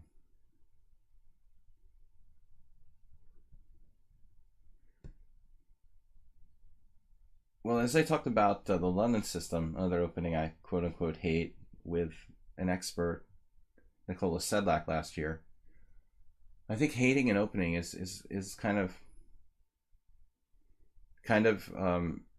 and yeah, it's almost like a compliment that it's a good system. You know what I mean? If you force players to hate that opening, that means that you're doing something right, I guess. It frustrates the opponents, then it must be good. So I thought he should have bit the bullet here and taken the exchange. Rook takes d7, king d7, bishop b5 check, king c7 only move, and then if like bishop a5 check, he has king b7, and if rook d1, he has rook d8, and that's as far as I looked. But rook d8 isn't available there, so I guess I'm better than I thought. Maybe that was just like winning, actually. All right. Well, anyway, here we are. So he takes there. It looks like I can win a pawn. Ponda. Oh. Ponda didn't even make a comment on this game. He was upset about that earlier thing. The Ponda Me Too movement. This is what happens when you get an H pawn really going. You know, it's like a bam boost. Oh my god. What are you doing? Alright, Ponda. I don't know. We can't stay serious here. Alright. I'm going to just let you have a break. I can't stay serious with Ponda today. It's the H pawn. He loves H4, H5, H6. That's why we're laughing. The bamboo pawn. Wow, my position is horrible. Yeah, it doesn't look healthy. Everything is going against you. Unhealthy rook, unhealthy knight, and bishop's kind of alright. It's not that happy. Happy pieces make a happy position. Keep it lazy. Damn, on like king f7, I even have knight g5 check. Can't even talk. Man, this is awful. Black is toast here. Completely toast. Nothing like a good Hungarian ambulance on the stream. What's next? Rook e7 check.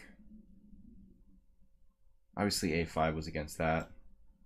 Well, I can take that pawn whenever I want to. Whoops. Alright, no, I forgot, like, he has knight h6, but it doesn't matter. It's all good. You could even play knight g5 like I was talking about. There's no defense of e6. Okay, was that the point? You could play rook a6 or something? Oh, this looks ugly. It really looks ugly for black. Where is their mate? Mate in 8.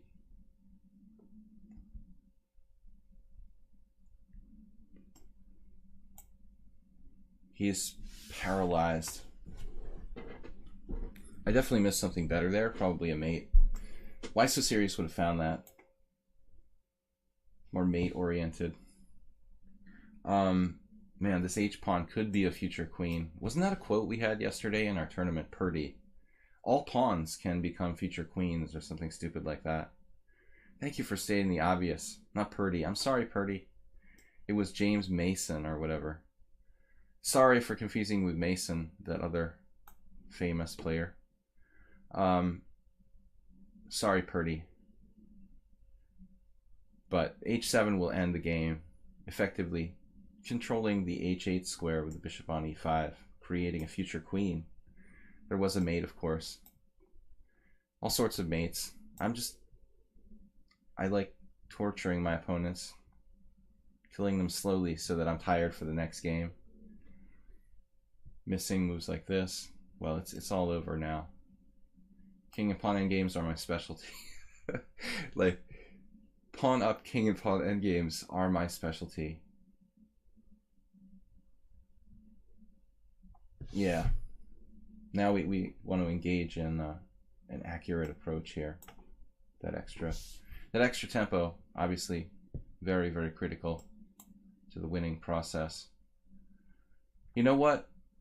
The dude has rook d8 there. I mean, this is a very instructive moment where you're given an opportunity to practically survive. You got to stay alive and keep your mind open to little pop-up opportunities like that. That could make the difference between saving a draw, you know. Actually, right here, I'm starting to wonder if I'm not screwing this up. Probably not. Cutting it a little too close, though. A little too close for comfort. Oh, this is obviously over. All right, guys. It was fun, but I didn't play perfectly. The full torture. If you need some melatonin or something, I'll send you a couple bottles. All right. Saka re-challenge to casual. Sakatuya. And e4, e5 from Hungary, of all things. Imagine that. So guys, we're gonna try to play these last two games if I can get them. The concept of classic bullet. Classic bullet. You have to introduce the concept of classic bullet, Eric. All right, guys. Weird openings. We'll play a3 just for kicks. The Anderson opening because of the match with Morphe. It didn't really matter, I guess, what he played.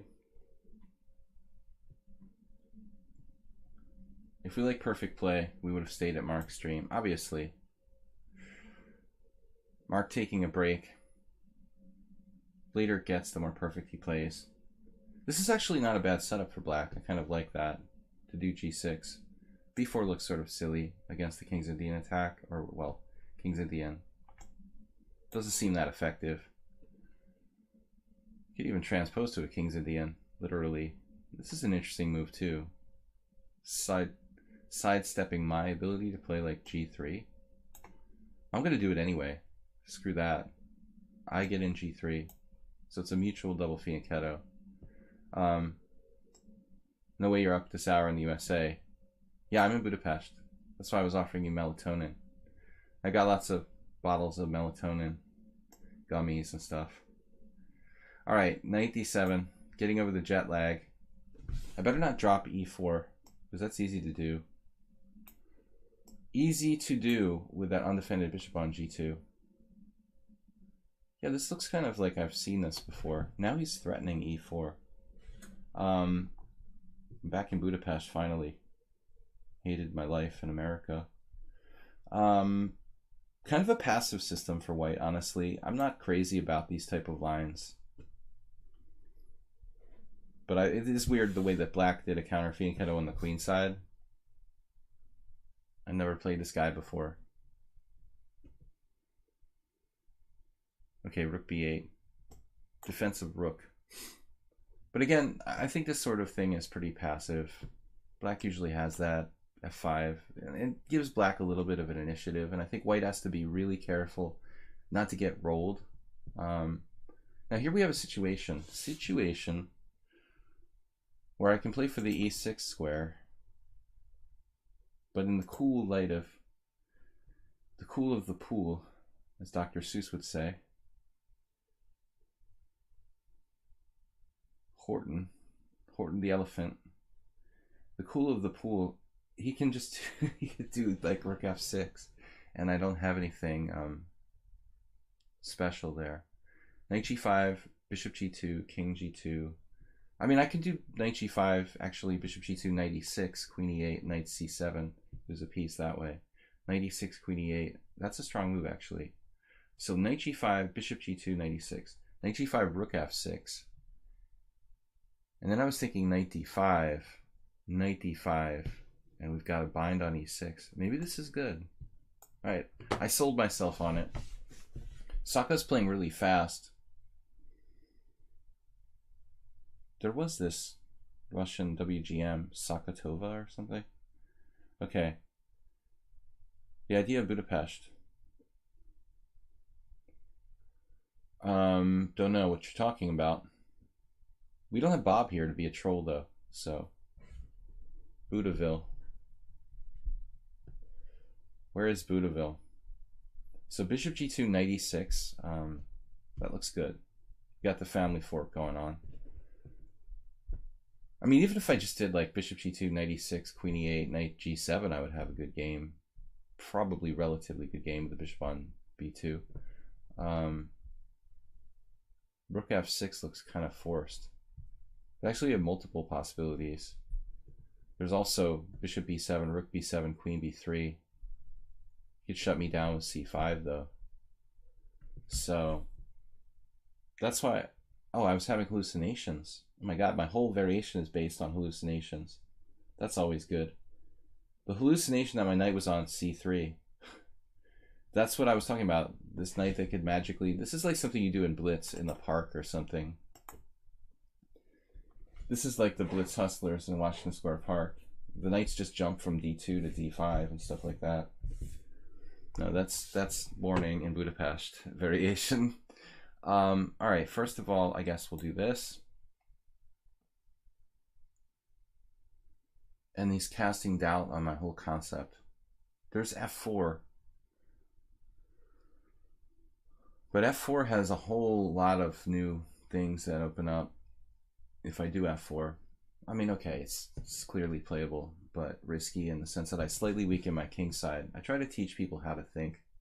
A more adventurous player wouldn't hesitate to play f4 here, but I think I want to be, you know, thoughtful at least about the ramifications of it. You know, you do slightly weaken your king side if you play f4. Fianchetted rook, it's only temporary. No problem. Yeah, I was already looking at ways to transfer my queen to g2. Kind of a pipe dream. Yeah, queen b3. Again, he shuts it down. e4 doesn't do anything. So it's not that great for white. I mean, I just sort of flash in the pan one move threat that evaporates, and white could be left with a knight on g5 that's just kicked out. I mean, all right, we'll do it. This looks weakening. I'm a little scared. I mean, this square is super vulnerable. My king side is generally opened up. It's not easy to see that queen transfer happening. But we also have the plus side of the diagonal. His rook doesn't have a lot of squares. It's probably good for white. I could also just play f4. I mean e4, excuse me. I already played f4. But e4, and then like rook a, e1, and all our pieces are working. Yeah, the fianchetted rook isn't great. Rooks don't know. Rooks don't do diagonals. Well, I mean, no, this would be a good lateral. It's got a few issues, a few obstacles. My queen as well.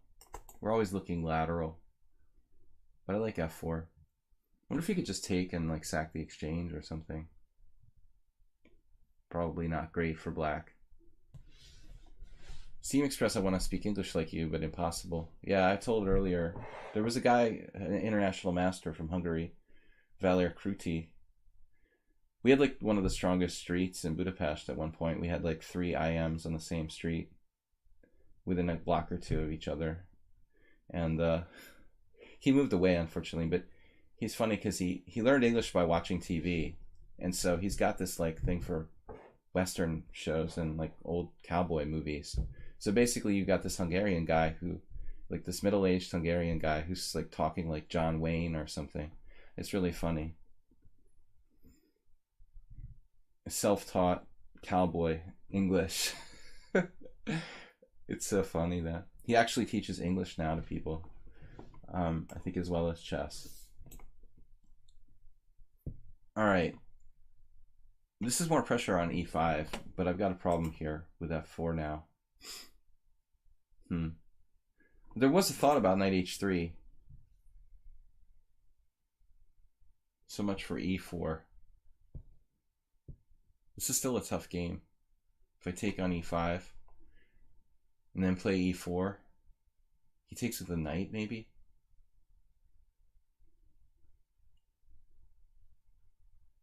Black's hanging tough. I guess we'll play rook a, e1. Now we gotta watch this big hole over there.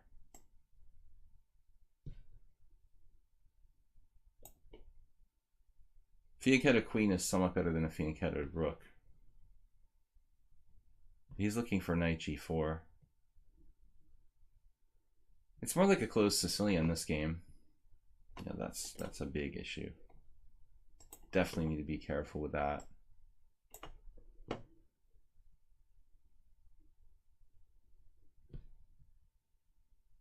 This move makes a lot of sense. Keeps me off of d4. I think I missed some sort of opportunity here.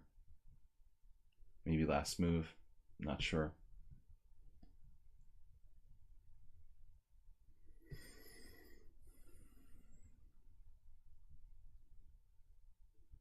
This is a pretty tense position.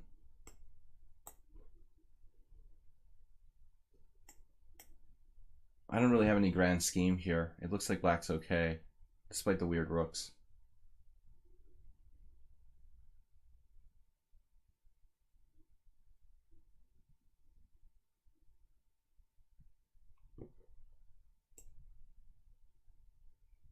Yeah, he's done a good job of, this is probably a weak move by me.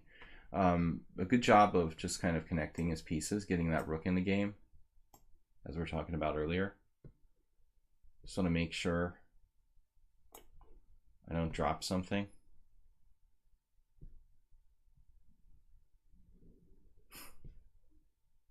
Black's completely okay here.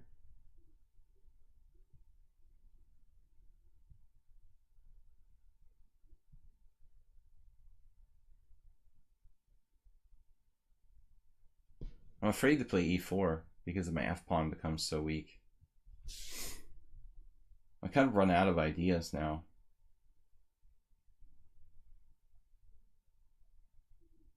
It's strange that this player is 1900 blitz and 18 bullet classical, but his rapid is much higher than his other ratings. He's a rapid specialist. So I'm running out of ideas. But it's not that easy for him either. I mean, if you put yourself in his shoes, you know, what is he doing? It's kind of hard for both sides to do anything here.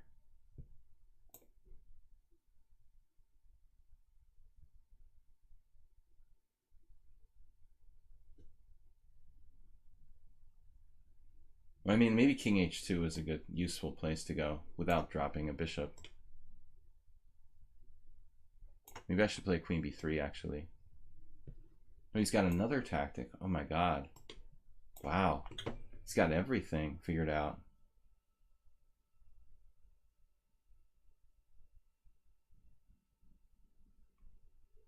Man, I wish my king wasn't on that square.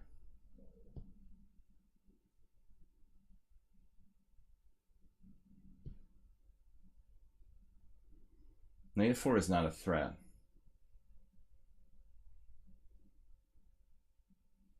He's got 3 minutes more than me.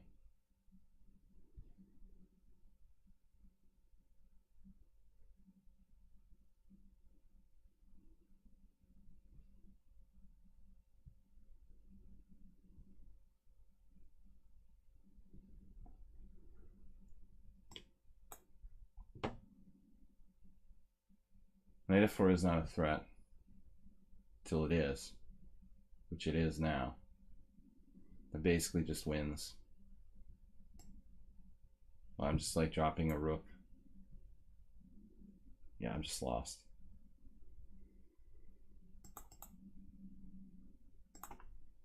That was a good game by black. Never played this player before, but I think I was doing pretty well. Just lost here. One moment. Pretty masterful game by black. It's -5 already. Wow. So check this out. -5. That can't be right. Stockfish must be out of its head. Yeah, it's -5 after king h2. Okay.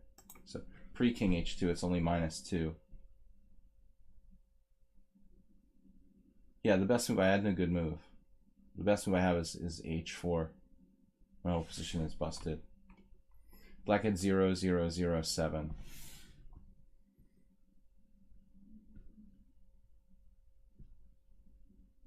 Basically a perfect game by black.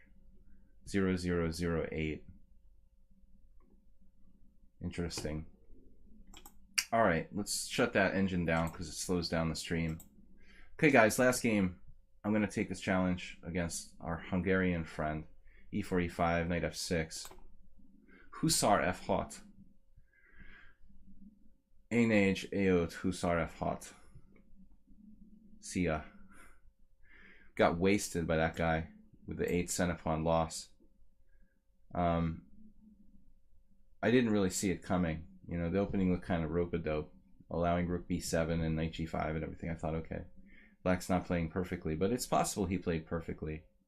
It's kind of a funny position. Knight f3, d5. Now, I wanted to play something keeping with the theme of unusual openings here, but there's nothing too exciting to do just yet. We'll play a kind of unusual setup here.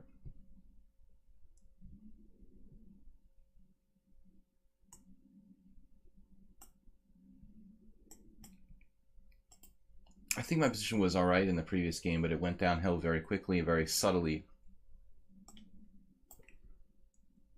Before I even realized it was happening, I was -2, you know. By the time I sensed the danger, it was already like practically a lost position. That's a bad sign. You have a lost position and you don't even know it yet. Very aggressive. Correct. Not a lot of places to go now. I guess we have to do this. This looks pretty artificial. Probably quite dubious for white, but that's why we're here. We're playing unusual openings on Wednesdays. Knight f3, d5, b3. I don't like knight f3, d5, b3 because of bishop g4. I lost to the ultra solid Grandmaster Burmakin. It's hard to lose to Burmakin. You know, he doesn't take any risks. Knight f3, d5, knight c3, d4 here. Knight c6, e3. Basically, for lack of a better plan. I'm trying to play the two knights tango with closure reverse, but he didn't play c5, so it's not that good of an opening. I mean, if he's not going to play c5, then this whole setup is a little bit kind of dubious. A weak stockfish. Well, you can type whatever you want into your profile. A lot of people just kind of mess around with that. But I think his ratings are kind of weird, you know. The 300-point difference between blitz and rapid is kind of strange.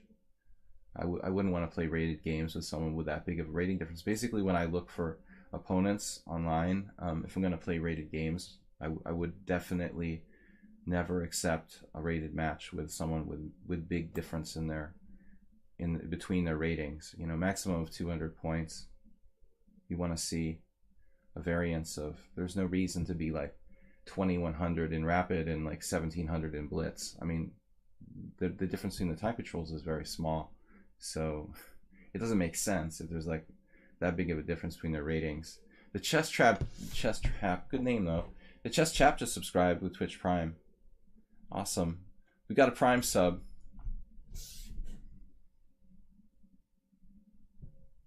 Suspicions mount.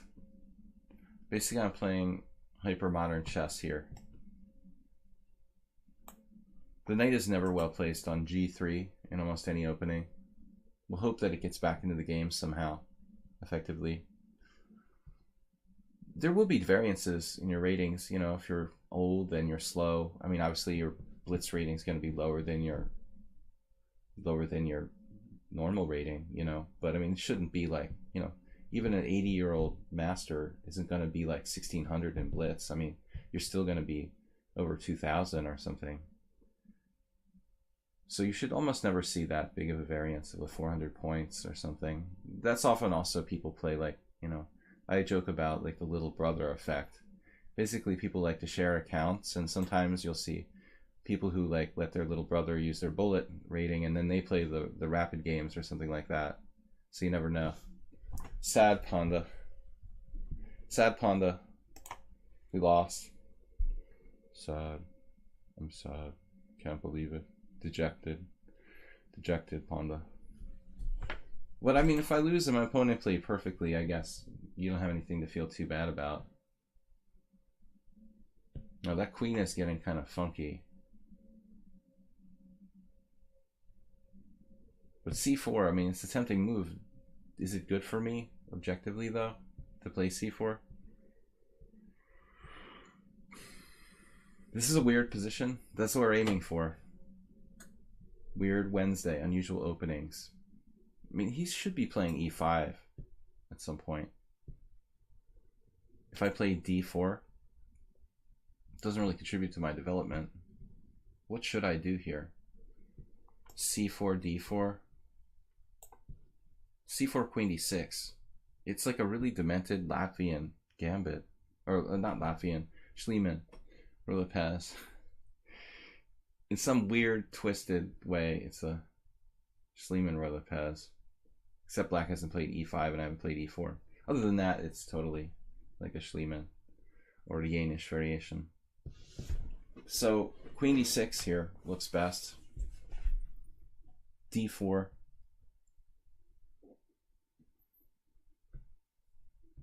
Queen b4 check there. I guess I could sacrifice a pawn with bishop d2, queen b2 castles. I don't know, was that the first game I lost today? 74 viewers is awesome. Thanks to our friend, Mr. Why So Serious, for the late night raid.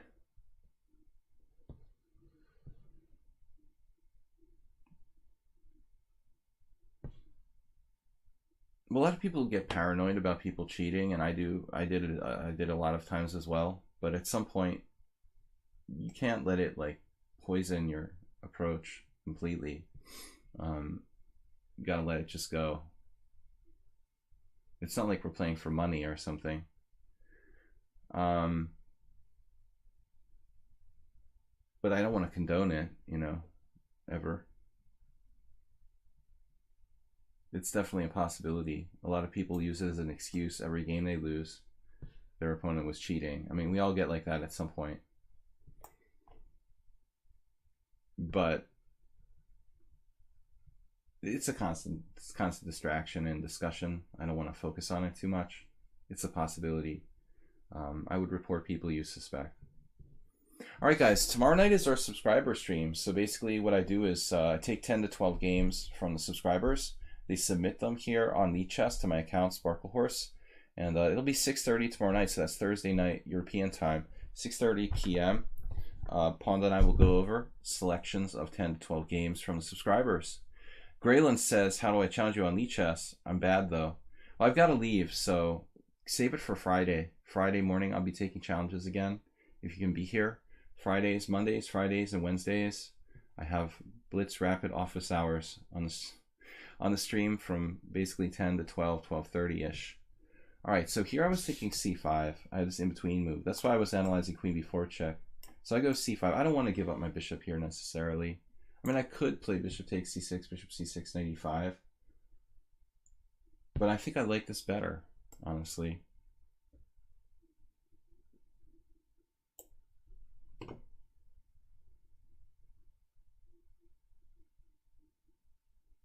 Previous opponent didn't play, obviously, computer moves, though. Right.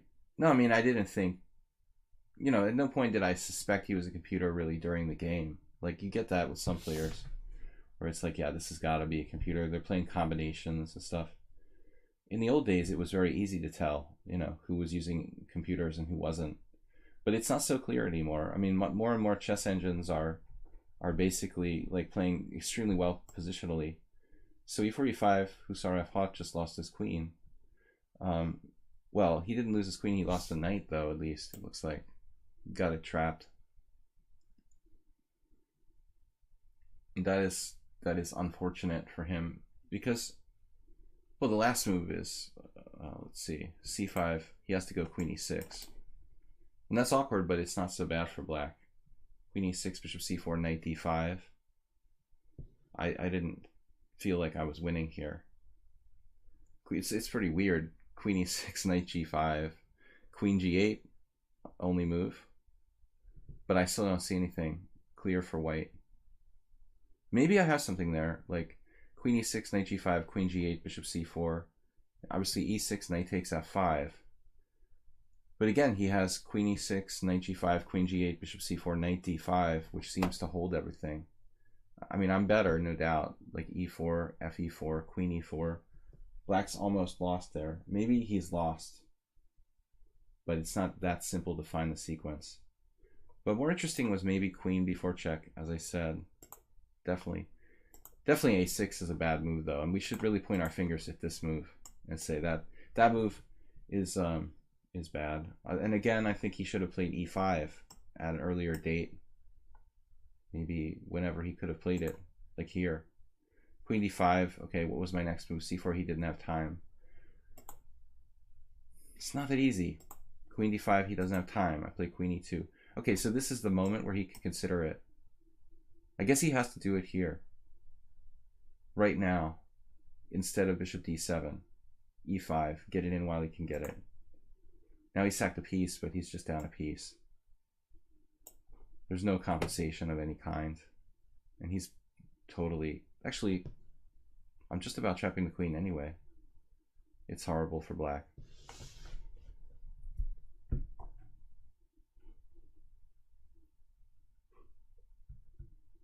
All right.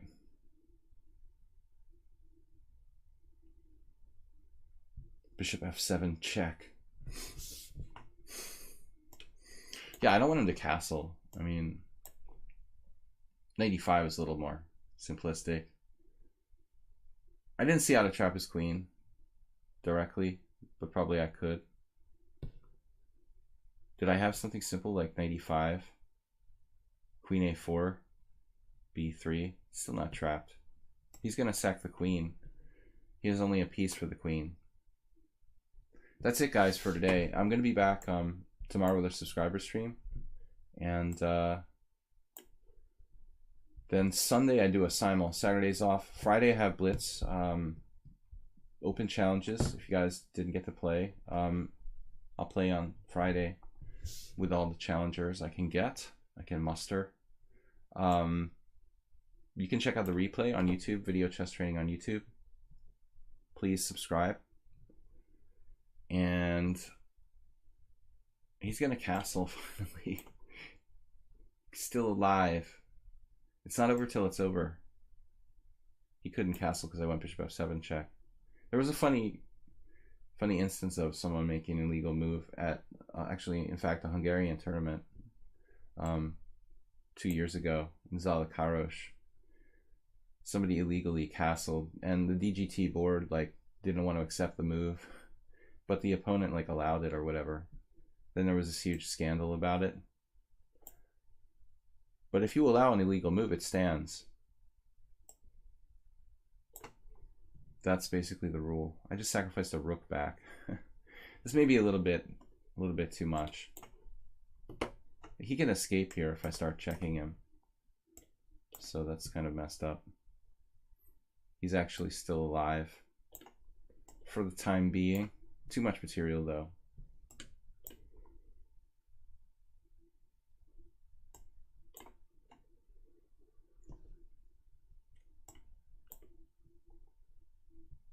Give me a rook, please.